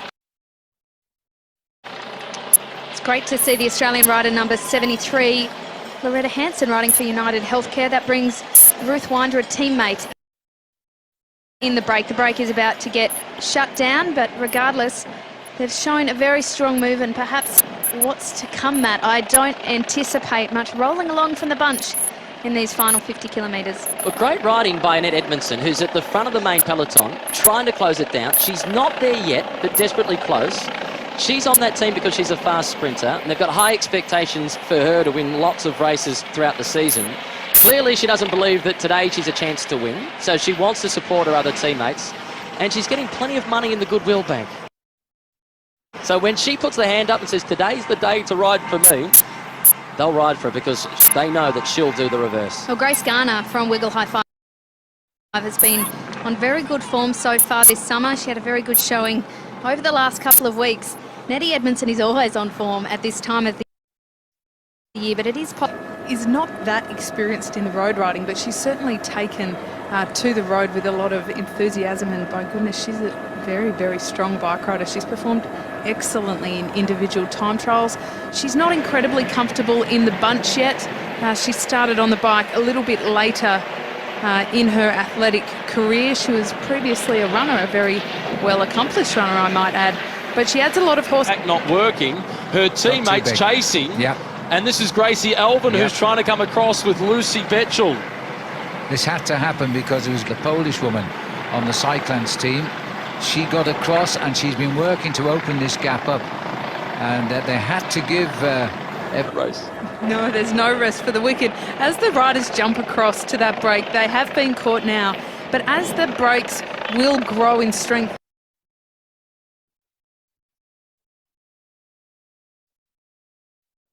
Ability for the pacemaking, but as the course gets lumpier, there's where all those missing bikes went. It's one of those yours, Phil. Yeah, the yellow one. The one with the lowest gears. Very well done. Lovely. It is great to see. It's parched the earth at this time of year in Geelong, but throughout the winter months with a bit more rain, lovely lush green rolling hills. Just look at the speed here now, picking up a favourable wind just at the moment. We head out towards a long straight road. Still plenty of hills ahead of the women over this last 48 kilometres, or indeed 30 miles still to race. The pressure will tell in the end for sure.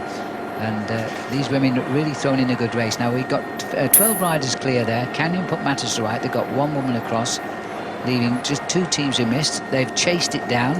That's our direction just at the moment, as the wind is coming out of the north, I think. Wind direction, is it? Or is it south-southeast? South-southeast is the wind, and we're heading just up towards the north. We'll swing into the north very shortly. The peloton now all back together. They get a little bit of protection from the wind as they head in through the eucalypt trees, but there's still plenty at the front that are happy to kick.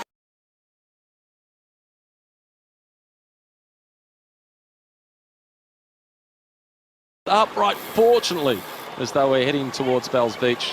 And she's now making sure she stays up towards the front. Well, our bronze medalist from the Road National Championships earlier on in January, Lucy Kennedy, came to the sport reasonably late, but by goodness me, she's a great talent, and a talent that I think we'll see go international in the next couple of years and show them her class. Once again, it's the Rush team that are launching the attack to try and get away. Well, good for them. That's the way to do it. Ellen Skerritt was the animator earlier on. The Rush team doesn't have a sprinter that they can rely on. Should it come down to a small group, I think they would be very motivated to force a small break and ensure that one of their riders is placed in there, but at the moment they're not letting anyone go anywhere. Because through this section of the course they're so protected from the wind, the chances of a serious break forming are pretty slim. How important is it here, Kate, for those that are the real contenders, the big favourites to win the race, to fuel up, to eat, to drink, and use this part of the course as a brief chance to try and recover? The food and the drink, it is so important. This part of the course is where you can really win or lose by making those small decisions. Lisa Brennauer, rider number 12, she was world champion in 2014, in 2013 and 14 in the team's time trials. She's one of the more experienced riders out on course. She would be hydrating, she would be eating. She knows that as soon as they get out from these trees, back into the wind, back onto those hills and into the run-in, into Geelong, it'll only get tougher. This is Holden on the attack again. Now, we've basically got a tailwind just at the moment. We're heading due north, the wind's coming cross to tail, and that's probably what's spoiling the attacks just now. But if they can keep the pace high, then they might split the field. But again, this is one of those attacks that is just a brief attempt to get off the front. It's not one of the serious contenders. And a look across the shoulder, you can see that there's a sign of resignation already as the peloton closes in quickly. For Lisa Brennauer, who we were talking about before, as we look at the German national champion, one of her key teammates, Kroger, Brennauer is a big favourite. She was the silver medalist in the road race at the World Championships in 2014. She's a very strong rider, and through the summer she's been getting stronger and stronger. She was third in the race Melbourne just a few days ago. Her teammate, Mika Kroger, she had quite a lot of bottles on board, thankfully for her teammates. Wasn't that Pooley just attacked? It was a white helmet with blonde hair poking out from underneath. I think it was Emma Pooley launched an attack. She's come back up to the front and gone straight off it. We'll find out when we get down there. No, it's not. No, it's not Emma Pooley, is it? But it's the Holden Racing team once again. They continue to launch attacks. This is their third serious attempt to force a move. They have a few riders in Emma Pooley and Shannon Malseed who can make a very big impact on today's race. They need to keep the pressure on through this section. At the same time, everybody's trying to hydrate and drink and get just a tiny little bit of recovery if they can. But the Holden women's cycling team, they don't seem too keen on letting them do that. No attacks yet, though, to come from their big favourite, Shannon Malseed. She's waiting until we get closer to Geelong and they start to hit the climbs.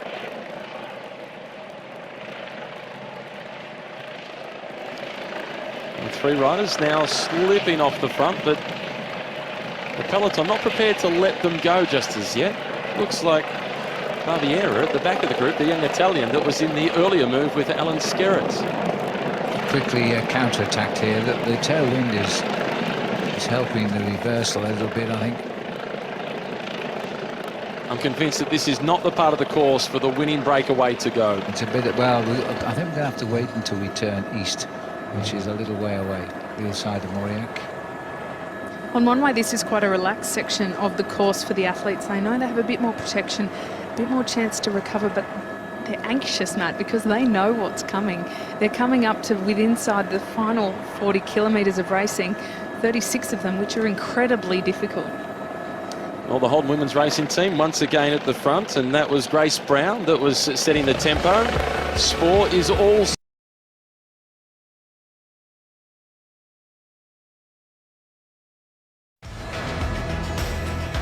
one breakaway rider. Christy Glover of Rush Women's has decided it's time for her to try and steal a march on the peloton. She's now out to an advantage of almost 30 seconds. They continue along Forest Road, heading down towards Mauriac. The feed zone's not far away, and that could be a chance for Glover to extend her lead ever so slightly.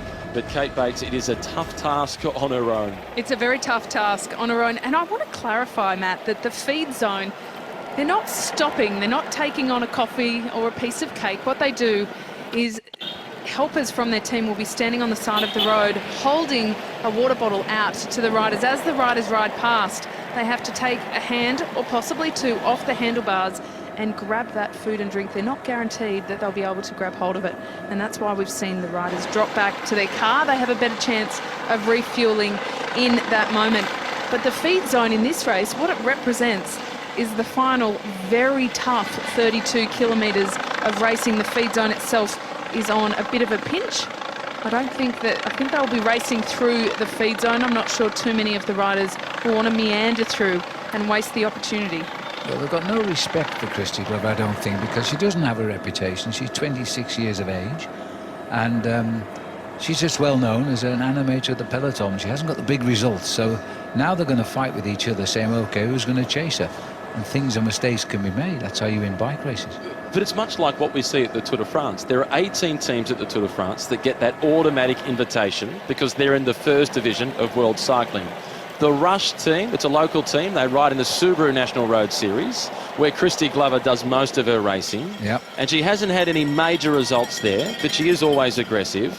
But this is the chance for one of these smaller teams to shine. Exactly. And sure, she may not win the race, and the peloton is giving her a little bit of latitude. They believe that they can reel her back in. But by the end of the day, we're going to remember the name of Christy Glover. Yeah, exactly. And this is going to fill her full of confidence for the rest of the season. And the Rush team have been a great team this day. They've had a lot of riders on the attack, with Ellen Skerritt as well having a little dig. We'll see what happens. They've shut down at the moment. Loretta Hanson, the Australian for United Healthcare, on the front there. All the women in blue from the American setup. There's only, in fact, 4 Americans out of the team are here, and they've been more or less here now for a few weeks.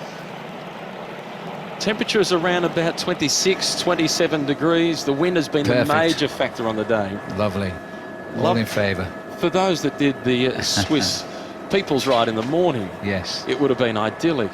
But for racing, it's pretty warm still for racing, and hydration is key. Yes, the People's Ride.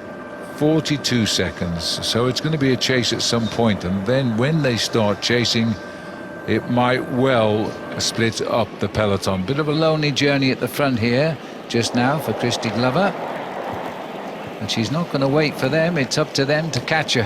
45 seconds. And you probably heard the warning there. 45 seconds is the time gap. She'd dearly love some company. She would.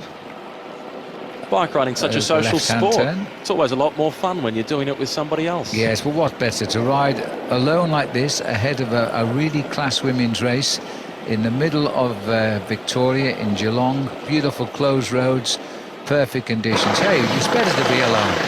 Well, that's the difference between a bike ride and a bike race, isn't it, Matt Keenan? It is indeed. And you could see all the sticky tape that was on her top tube of her bike and on her handlebars as well, with key kilometre markers on what the main strategic points are of the race. It's the best and the worst thing to ever do. On one hand, it's really good to know what's coming up in the race because you need to be able to prepare yourself. The last thing you want is to feel anxious about what may be coming up. You need to measure your effort. But for all the technology in cycling, we've still got sticky tape and a magic marker. Hey, the gaffer tape comes in very handy with the magic marker to help the riders out on course. She is looking down. She is anticipating what's coming up. She's got a good rhythm. She's still looking quite good out there. If we see a drop in cadence and an increase in gear, then, well, that's an indicator of fatigue, but not yet. Well, as you look at the size of the gear that she's on the big chainring at the front and she's on small sprockets at the back. She is really moving. This is Jamie Gunning now, who is responding. Holden Women's Cycling Team, they've tried numerous times to get away, but the move by Jamie has caused a bigger reaction from the peloton. Yes, and that kilometres left to roll. Wait for it. Freewheel all round. Somebody else's turn. As we get down towards the feed zone, Christy Glover off the front with an advantage of 41 seconds. Robbie McEwen, what's your read on the situation?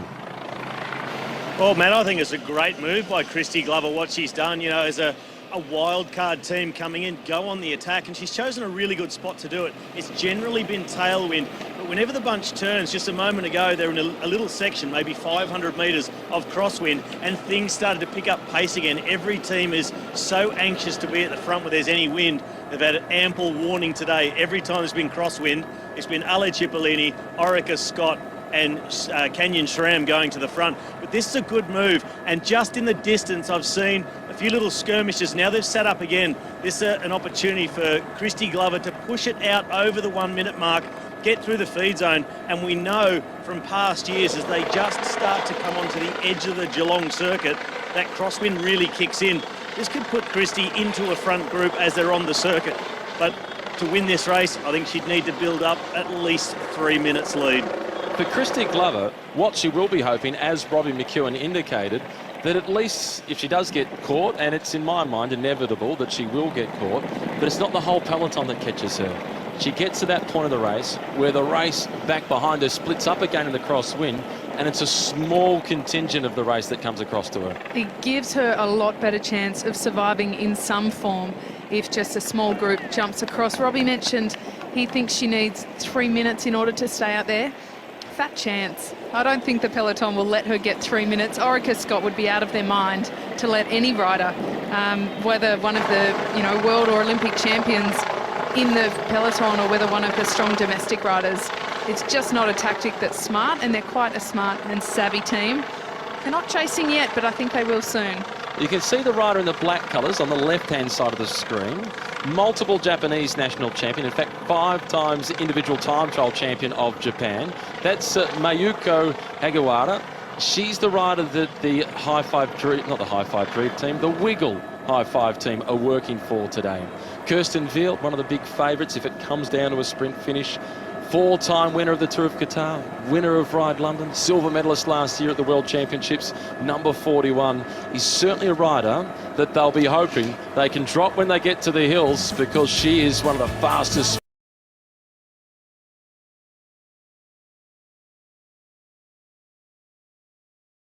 And he is here tomorrow. Chris Froome will race for the Cadel Evans Great Ocean Road Race title. Right now, let's go back to Matt, Phil and Kate.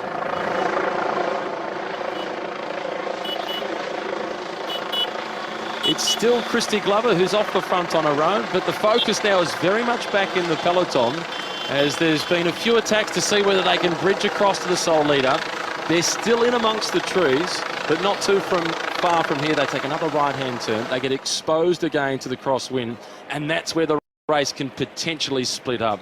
Yeah. She's doing a great job, though. She's doing a fantastic job, and well done to Christy Glover at the moment for the, as Robbie McEwen said, a wild card team in effect, which means that they're not on the big international circuit. And it so often happens that these riders animate the race. 29.8 to go. I don't think we'll see much until we get to that right turn, and then this peloton will go under pressure. Well, they've been racing now for a little over 2 hours and 15 minutes, and they started under ideal conditions in Geelong. The temperature in the low to mid-20s, 88 riders taking to the start line, 15 different teams across 15 different nationalities. The first 3.5 kilometres, they were under neutral conditions. Before the race, director Scott Sunderland pulled the red flag in, and then as they headed down towards Barwon Heads, it was the Canyon SRAM team that really lit the race up. They split the peloton to pieces. It was reduced down to just a contingent of 25 at the front. Romy Casper won the first of the intermediate sprints in the battle for the GMHBA sprint classification. That was in Barwon Heads. The second one was taken out by Annemiek van Vleuten in Torquay. And then the climb for the Subaru Queen of the Mountains prize. It was Ruth Winder from the United Healthcare team that picked up the points. A dangerous group went off the fronts, caused a big reaction from the main field. They managed to reel it all back in, and as they now head down towards Mauriac, it's Christy Glover from Rush Women's Racing who's off the front on her own. All in all, a very, very good bike race at the moment. Everybody's played cards, none has won the hand, so we'll see what happens now. For sure, they're going to catch Christy Glover. It's only a question of when and what damage will they do in the chase back to bring her back. It's great to see the Australian domestic teams really mixing it with the internationals here. Of the 15 teams, only 5 of them are Australian, led by Orica Scott, our only international World Tour team on the women's scene. So it's great to see Rush Women's team really making the aggressive moves in this race. And Phil, they have been doing it all day. They've really been forcing the pace. Orica Scott started very early in the crosswinds, but a lot of the attacks have come from the ladies in pink. They're very motivated to get a result today. Well, obviously, far right, Orica Scott with those green helmets, they stand out.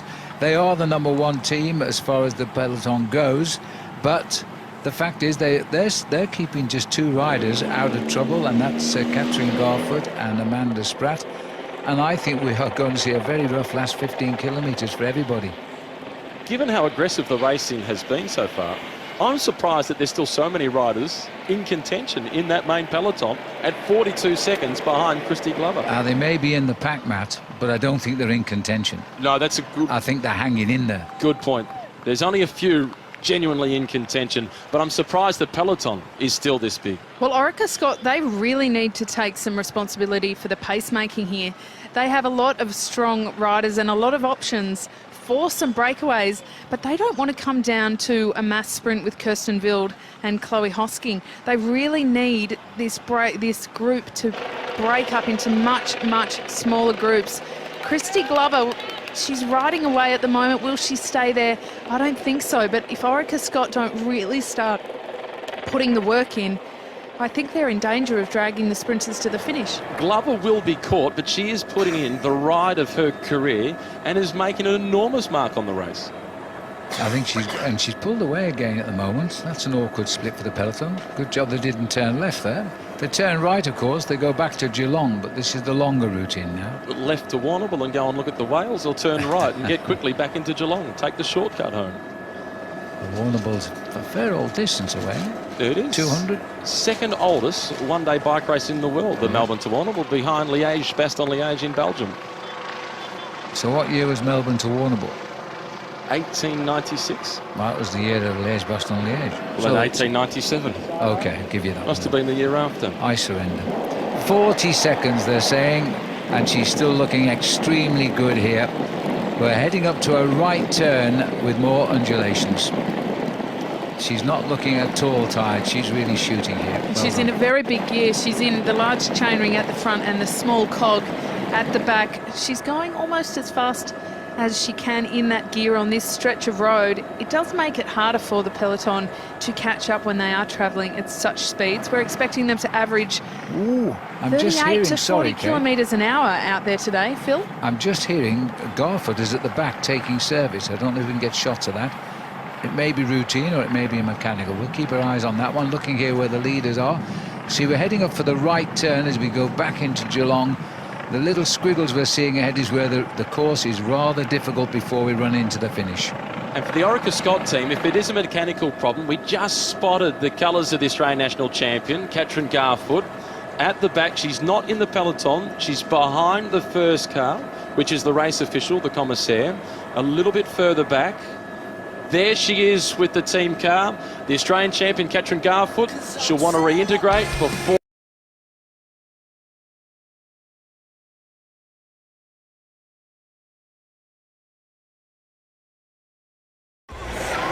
It's been a brave ride off the front for Christy Glover. She would have dearly hoped to at least have made it into Geelong before the peloton managed to catch her, but here she'll be caught just as they make the right-hand turn, hit the crosswind once again, and then the climbing really starts. She's right on that turn at the moment. She's willing the turn on. These long straight roads are so deflating. There's the contours on that small climb at the moment. And then we've got the descents and then those jagged edges, basically downhill, but sharp ascents as we make our way back to the finish line, or the start line indeed. And it was on that next major spike that we saw on that graphic last year at about 18 kilometres to go where we saw Amanda Spratt launch her winning move. Christy Glover, a big day out in front for the Rush team. Total Rush bike shop on Hoddle Street in Richmond. Great supporters of women's cycling. Last year in this event, and they managed to say take... Phil Liggett, because they always give me a bike when I'm in town. They look after you, No, they do. Last year, they got a prize with Bridie O'Donnell, taking out the GM HBA sprint classification. So in each time they've participated in the race, as one of those wildcard invitations, one of the smaller teams on an international scale, they've justified the invitation and they've had a big impact on the race. You've got to be in it to win it. I love the attitude of the domestic teams, and Holden have had a great showing here as well. Holden Women's Racing Team, they've got some great riders, Emma Pulley, Shannon Malseed. We still expect to see them toward the pointy end of the race, of which we're rapidly heading, Phil. We're inside the last 25 kilometres. In the first 25 kilometres, we did not expect it to be playing out quite like this. That is a really large peloton. We thought it would be very small and very broken up. Well, I still feel if this peloton rises its speed 2 or 3 kilometres now on the climb, it will completely explode. Look at the fight for position. We can see the fluoro colours of LA Cipollini, a few at the front, a few at the back. They need to make sure they stay towards the head of the race. This is the defending champion, Amanda Spratt, in the blue colours. Carly Taylor now coming through from LA Cipollini. They know the difference again. They knew it at Barwon Heads, and now they act like Tiff Cromwell again. It's Tiffany Cromwell who was going down into the gutter, the wind coming across her right shoulder. She's offering nobody any protection, and Gracie Elvin is up for it. They're starting to open up small gaps at the front. This is exactly what we saw at the beginning of the race. We were starting to doubt whether they would actually get into this pointy end of the racing and quickly, but the wind has changed, and Orica Scott and SRAM Canyon, they've taken responsibility. This is a good move, and it's great to see 2 Australians leading the charge. Christy Glover's just been caught. In the pink colours, brilliant performance, Christy Glover, animating the race, going off the front. It was around about 20 kilometres at the front of the race on her own. It was indeed. Now we're all together, and as they say, everything to race for, as we're turning back to go ride in a easterly direction now, coming out of the west. And this should make it quite difficult. And Tiff Cromwell isn't missing a trick at the moment. Every time she knows where at the race, and she's had another dig. Katrin Garfoot moving nicely to the front now on the back wheel of Shannon Malseed in that white jersey. And following her is Mayuko Hagiwara, the Japanese woman. The stars are starting to move up to the front, it seems. And once again, it's the Holden team launching an attack. They have been again, I think. So aggressive. Well, this attack's been noticed because it's Katrin Garfoot, the Orica Scott rider in the very distinctive Australian Champions jersey, that is right on the back of that move.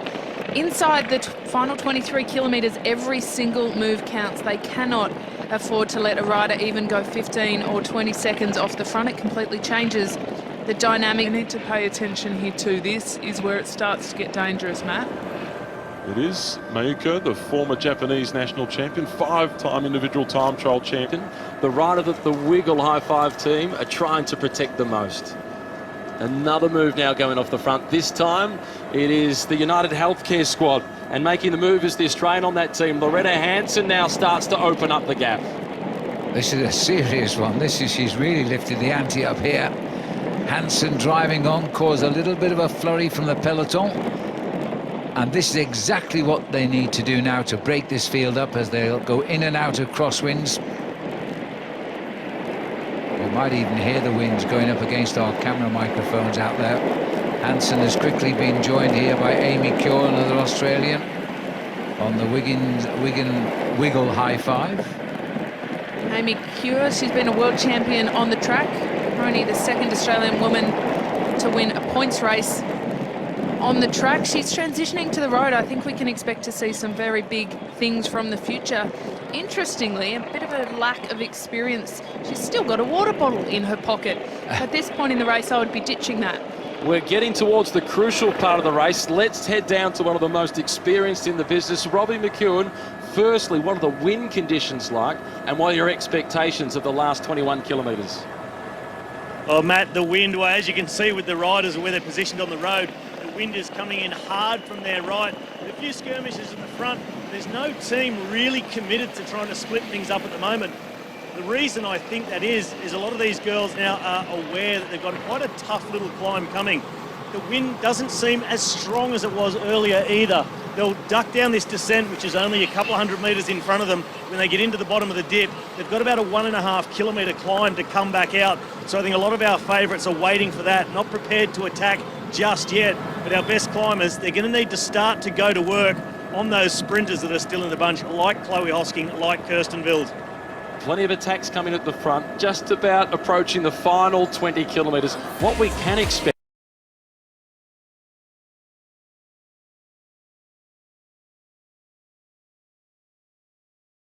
Welcome back to the Deakin University women's race. We are 96 kilometres down. We have 17 to go, and the pressure is on now as they race towards the finish line here at Eastern Beach in Geelong. Let's get back to your commentators. We rejoin Phil, Matt and Kate.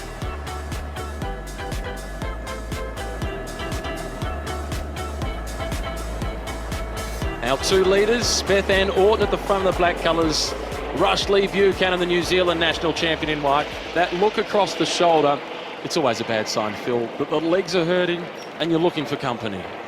You could do with a couple more, that's for sure. The lady in white here, she's been 4 times the champion of her country. There's the peloton, almost just letting them dangle there at the moment. This is a long, nasty little drag, taking us into the last 17 kilometres. Another move coming off the front. Looks like Orica Scott are starting again. It looks like Van Vleuten again, the Dutch woman it is. Yes, it is. And Kirsten Wild directly behind her. 2 Dutch cyclists at the front, then followed by the South Australian climber. It is Carly Taylor in 3rd spot. And how quickly they've closed it down to the 2 leaders. Well, this is quite a steep climb. It's quite interesting to see Kirsten Wild sitting second wheel and looking quite comfortable at this stage. Chloe Hosking in the bright. We can see her a few wheels back behind. Van Vleuten looks to be struggling. Kirsten Wild needs to be careful not to drop too far back. Lucy Kennedy in the white colours with a little bit of red on the sleeve. She looks like she's itching to go, but it's a little bit too early. She cannot win this race in a sprint finish, but she can win it by going solo. Well, these were the climbs last year that Amanda Spratt attacked over and got her advantage to come into Geelong as the solo victor. The race is playing out a bit differently today. The conditions are a bit different. What we do know is it's been very strong crosswinds out there. Geelong in the distance there, but not a direct ride for these women as they continue.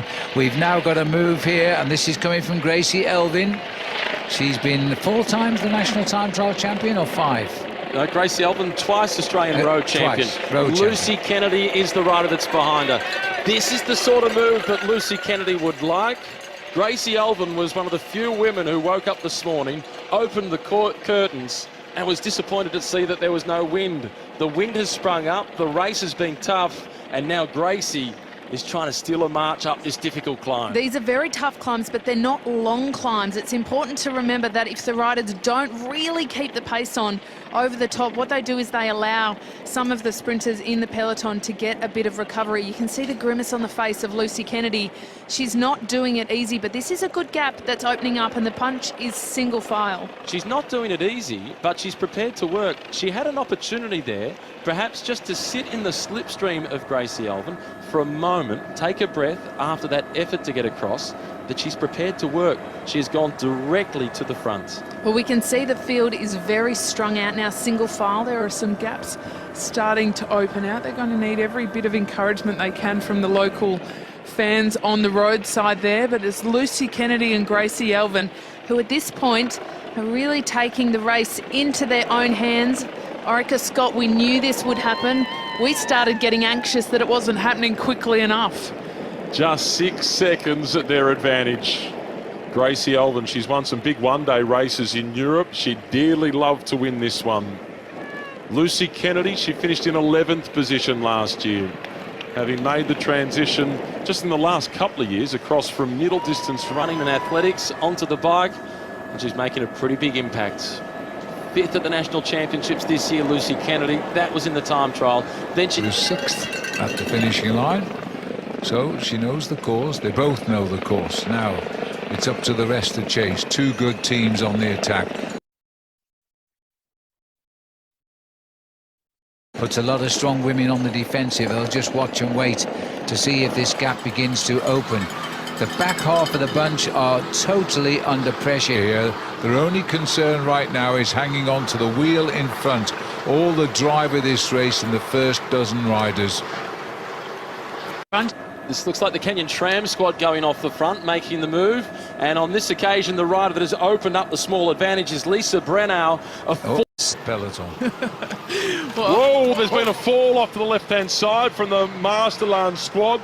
Hitting the deck, it is Makisa, Japanese rider from that team. Fortunately, she looks to be physically okay, but how the race was playing out, it's the first we've seen today, which is good. We'd prefer an incident-free race, but it's an occupation. On the road, world champion on the track. When you hear that tangling of carbon fibre, the sound of a crash, what does that do to the atmosphere in the peloton? It increases your heart rate, that's for sure. It's always good to know that you're safely through it, because when you hear that noise and you know that it's behind you, there is a sense of relief that you weren't. Take a look at this. She might get involved. back here. Well, this is great to see, even if she doesn't get back, the fact that she's back on her bike. Always good. Totally agree. In the distance is Geelong now as they drive on. 19 seconds the gap.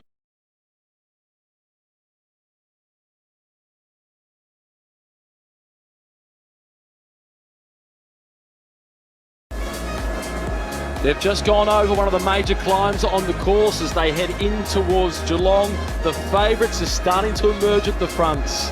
The former world champion from the time trial right here in Geelong in 2010, Emma Pooley, has made this select group. She's got the white helmet on, riding for Holden Women's Racing, sitting in 3rd last position. Gracie Elvin is there along with her teammate Annemiek van Vleuten as others scurry to try and come across. It's only a small break of 10 or 12, but it's an important break. A very big smile on your face, Phil, with Emma Pooley over there. We know she's very capable, and we've been waiting for her to show her colours. That last steep climb, it really sorted out the contenders. It's not so much an attack that's gone, it's just that riders have been dropped as the pace was forced from Annemiek van Vleuten. A very good and a very strong move from Orica Scott, but she's got some very good company in that break. Alice Barnes down there too, leading the charge. She's a very, very good fast finisher, and she would certainly see off Emma Pooley in the sprint. Emma's got to go alone from this group if she's going to win, but it would. She's just the sort of person who can do that sort of ride. Silver medalist in the Olympic Games in London in 2012, Beijing rather, in 2008. And Barnes, who you mentioned from the Drops team, they're one of the smaller teams in the race as well, but they've been very aggressive, animated. And now they've got 2 cards to play in this front group. I know we're going to have 2 groups coming together. If these 2 groups merge, surely this is going to form the compilation. It's across the bridge, straight up the next climb. It's a chance for somebody else with strong legs to split the race apart once again. But they are leading up to quite a steep pinch here. There's not a lot of time to recover for the riders who have been dropped. Peter Mullins now is making a move. Emma Pooley is following her. It's Marking Janneke that Ensing. move is Janneke Ensing in the fluoro colours of LA Cipollini. Pooley is starting to open up an advantage. Kennedy is trying to chase. There's Pooley dancing on those pedals. This is what she has to do. Let's not forget it was the time trial that Emma Pooley won at the World Championships in Geelong. That's an individual event against the clock now for Pooley. Against one of the best time trialists in the world. At the Tour de France last year, we saw Chris Froome run up Mont Ventoux. If she has a problem with her bike, she still might be able to run to the finish because she's been a 3-time duathlon world champion as well. That's right. We knew we'd see big things from Emma Pooley up the climbs. She's opened quite a significant gap here. She does need to keep it going. The last 4 kilometres are a rather fast downhill run into Geelong. If there is an organised chasing pack behind her, that will work against her through that section, but there's still another 4 kilometres of quite lumpy terrain to get through, and the gap is opening up to nearly 30 seconds. That is significant, and that happened very quickly. In the past, when we've spoken about riders off the front, like Christy Glover, 30 seconds, the peloton can control that. Emma Pooley, 30 seconds, the peloton's nervous. They should be nervous, and they should jump on it immediately if they've got, because once this woman gets out of sight, the next time they'll see her, she'll be spraying everybody with champagne. 8.3 kilometres to go. A very diminutive lady, packed with power, but she doesn't have a sprint.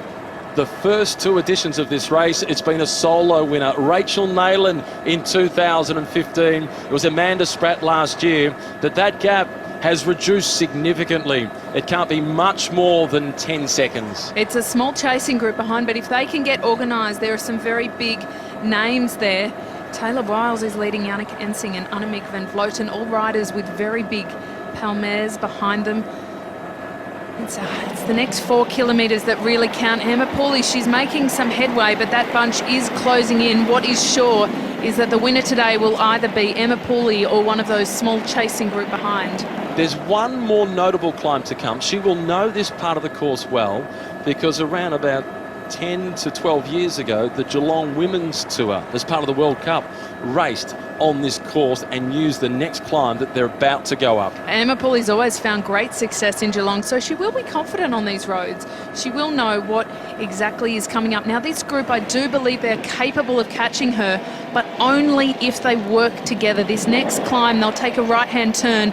It's a very steep climb up that will favour Emma Pooley, but the strength of a chasing bunch, if they can get organised, I think will outweigh her. But right now, Emma Pooley is looking rather unstoppable. She turns right and she starts to climb again, and that is the moment where Emma Pooley can extend her advantage. Absolutely right, Matt. These are the hills she wants now. If they don't react, and there's a big group forming behind her, about 11, 12 riders, maybe more now have got together down there. And this is a big comeback for the 34-year-old, out of the sport at any level at all for a couple of years. Yes, you're right about her duathlon victories, but she left the sport. She's been very critical of the British cycling as well about sexism within the business, and she's now come back to let her legs do the talking here as she goes clear. Catherine Hall down there looks over for any help. But then we've got Annemiek van Vleuten right behind her. They're going to have to make a quick decision. I'll tell you, this woman gets half a minute. You won't see her again. And for Annemiek van Vleuten, there's no sign of the defending champion Amanda Spratt in that group. Haven't spotted the colours of the Australian national champion Katrin Garfoot. But there are 19 riders in that chasing group. And Annemiek van Vleuten has got the responsibility for the Orica Scott team. And she is taking it with both hands. Lucy Kennedy is trying to go with her in the white colours. It's Yannicka Ensing that sits in second position, and Lucy Kennedy is going over the top of the former world number 1. Well, it looks as though Van Vleuten is actually in trouble now, and Lucy Kennedy moves over the top of her. Ensing also a little bit incapable, perhaps. It just shows you just how quick Emma Pooley is going now. These are the undulations. This is Ensing in yellow. Lucy Kennedy joined at the back there by Ruth Winder from the USA, winner of the Subaru Queen of the Mountains competition out on the course today. Kennedy's becoming the star of the show here. Can she pull them back? Potentially. She's closing down the advantage to Emma Pooley, who's almost at the top of the climb. She turns left, and then it's flat to downhill to Geelong, but she has been reeled back in. Well, she hasn't got away. She's pulled back to 11 seconds by a determined group of 5 riders as the rest labour on the climb. The big names are in trouble. It might be the sun, it might be the heat, it might be the hills, but it could be this has been a very good attacking race. This is such a traditional style of Emma Pooley. Pedals low gears, sits very squat on the saddle and just kicks away and hopes nobody gets up to her. Inside 6 kilometres from the finish. Kennedy's been joined now. Pooley still not feeling happy with her breakaway, otherwise she wouldn't be looking over her shoulder. And now she's over the climb of Finesford, and the gap is starting to extend. Problem for Ensing. Mechanical problem. Oh, chain is totally locked up with the gears. One of the strongest riders in that chasing group. It's disastrous for her, but it's good news for Pooley. It's good news for Pooley and very, very sad news for Enneke Ensing there, the Dutch woman. It looked as though the chain had jammed up on the sprockets in the gearing system, and it's happened when she was 12 seconds behind. 3 chasing, with another one coming across. Ruth Winder, who's already taken out the Subaru Queen of the Mountains classification. She wants to go home with a bigger prize. She needs to catch Pooley before she can even consider winning the race. The Deakin at University Elite Women's Race, and it is Emma Pooley who is proving to be the professor. There is Enneke Ensing. Bitter disappointment for the Dutch woman, who was clearly one of the strongest in the race. Second in the overall classification at the recent Women's Tour Down Under. She's not really had a result at all since the Commonwealth Games in Glasgow when she was second in the road race. That really was her last significant road race performance. She's been away from the sport, she's come back. She's been very loyal to the women's race in the Santos Tour Down Under. She's been there the last 2 years but done nothing, and now she's come here in an area which she knows very well. She's got happy memories from 2010. She's turning on the style again here. 4.8 kilometres to go. The chase has got reinforcements. Mayuko from Japan, riding for Wiggle High 5, has joined them. She's a 5 times Japanese national time trial champion, and she's finished on the podium a few times at the Grand Prix de Plumelec, so she's a good finisher. Well, if there's going to be any panic down there, now is the time to panic. 4.5 kilometres to go, 18 kilometres out. This is Mayuko Hagiwara of Japan, the favourite on the squad. Wiggle High 5, driving now, trying to get back on terms. Alexis Ryan of USA. I beg your pardon, wrong one. Now, this is Ruth Winder driving at the front. But she is driving, and she's from the United States, and she's been strong all day long. Hats off to Lucy Kennedy. And as an indication as to the international flavour of this race, the top 5 riders are all representing different nationalities. I'm just so surprised that like she's going to finish it off for Orica Scott. Well, she's their biggest hope. In fact, by the looks of it, she's their only genuine hope at this point. 13 seconds. Driving the pace now, the Japanese rider Hagiwara. And they're pulling her back. Well, they appear to be in this shot, although we're saying it's still 12 seconds. The clock back to 2010 when she won the world title in the individual time trial on the streets of Geelong.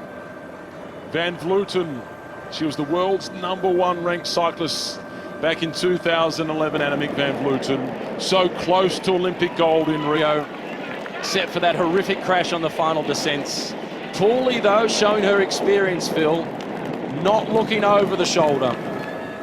8 seconds now, 3.1 kilometres to go. This has been an incredible, brave move by Emma Pooley, but normally she would have opened the gap.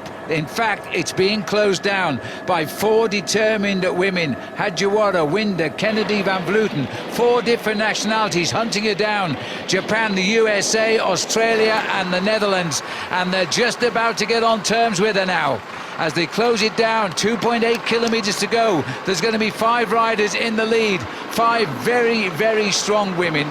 You can put the stopwatch down. There's no need for the time checks now. They can almost reach out and grab her. Has she got anything left if she does get caught? She's about to be caught, and then the tactical game perhaps starts to get played out by the 5 leaders, which gives the peloton just the smallest chance of returning. No, they're too far gone now. They're out of sight. It's down to this group of 5 as Pooley has been reeled back in. 2.5 kilometres to go. We have 5 leaders in the Deakin University Elite Women's Race. What a great race it has been too. Attack all the way. The Queen of the Mountains, Ruth Winder from the USA, is now trying to liven the pace up here. With those official vehicles in the gap, that indicates that it is more than 30 seconds back to the peloton. If it was more than a minute, then we'd see the team cars start to come through. It's safe. It's a race in 5 with 2.1 kilometres remaining. 5 riders. How sad for Jenneke Ensing, because she would have been up here without those jam gears, but she's not. And they're all on rival teams. They're all from different nationalities. So what are they going to do? They've got no friends now. What an opportunity for Lucy Kennedy. The right-hand turn. Karayo Bay on the left. Japanese national champion at the front. Sorry, Matt. Emma Pooley did what she had to do. Now she's going to have to try and stop this because Van Vluten's gone again. No, it's not. It's Hagiwara who's going off the front, who's gone. And she's a multiple time trial champion of Japan. Ruth Winder now is responding. So too does Van Vleuten. Well, Japan is yet to win a major race. Will it be this one today? They're quick to react. Ruth Winder's got them. Van Vleuten has come across. She packs a little bit of a sprint finish, Annemiek Van Vleuten. 1.5k to go. The beauty of this sprint is there's no noted sprinters. Makes it so difficult to pick. And tactically, all of them are accustomed to being in a position like this and trying to break away. What about Lucy Kennedy? What a return it would be. Bronze medal in Ballarat and Buninyong in the national championships to the Orica Scott duo, Spratt and Garford. Now, can she come off the back? Looks like they're deciding on a sprint finish here. We're waiting for 1 kilometre to go. The chase, this is trying to come across. This is Zorzi that is trying to bridge the gap. And now Ruth Winder once again tries to go. But that's not the position to attack from. You need to come from behind and catch them from by surprise. I must say, whoever wins this, it wasn't quite in our book. We didn't expect this, but these 5 women have proven to us they are the strongest 5. And I'm not sure just how far back this young lady is, Zorzi of Italy, but if she comes up, she can sprint. Looking in the distance over the top of the cars, we can't quite see her yet. 800 metres remaining. Van Vleuten and Pooley playing the dangerous game at the back. I tell you, Pooley's going to go. She's got to go early. She's warming up on the back there. They can play into her hands if they come to the finishing line 3/4 of a kilometre out. Ruth Winder is there. She's being tailed by Hagiwara. Lucy Kennedy, I quite fancy her for the win. She's in 3rd place. And Van Vleuten, watch for Van Vleuten. And watch for Pooley, because Pooley will open up this sprint, I think. Far left. Van Vleuten's not going yet. She's just improving her position. She's trying to get onto the wheel of Emma Pooley. Pooley comes to the front. Van Vleuten is waiting to pounce. It's Annemiek Van Vleuten with all the pressure of being the one remaining rider for Orica Scots. It's Annemiek Van Vleuten who is Van Brilliance as she manages to get to the line and take the win. It's Van Vleuten who's not there yet. She's gone a long way from home. Ruth Winder coming, but it's Van Vleuten who does it in the end with Winder in 2nd position. Hagiwara in 3rd. Annemiek Van Vleuten, she carried the hopes and she returns with the win. Absolutely superb win from the rugged descent of a hill remotely placed in Rio de Janeiro, where everybody thought she had died in the crash. She's come back to victory here in Geelong, and she certainly has deserved it as the peloton comes home. Led home by Kirsten Wheel. It was Zorzi across the line in 6th place. And then it was Kirsten Wheel who led the sprint for 7th. But Annemiek Van Vleuten, what a way to end a 2-month stint down under. She's ridden the Crocodile Trophy. She's ridden the Tour of Bright. She's been across to New Zealand for a stint on the mountain bike. And Robbie McEwen is on his way down to catch Annemiek Van Vleuten. Robbie McEwen is with our race winner. Annemiek van Vleuten, what a ride by you. You've done everything today. You've animated by attacking, chasing, you attacking the ball, you rode with your teammates. At the end of the day, you've brought home the win. Yeah, usually it's impossible, but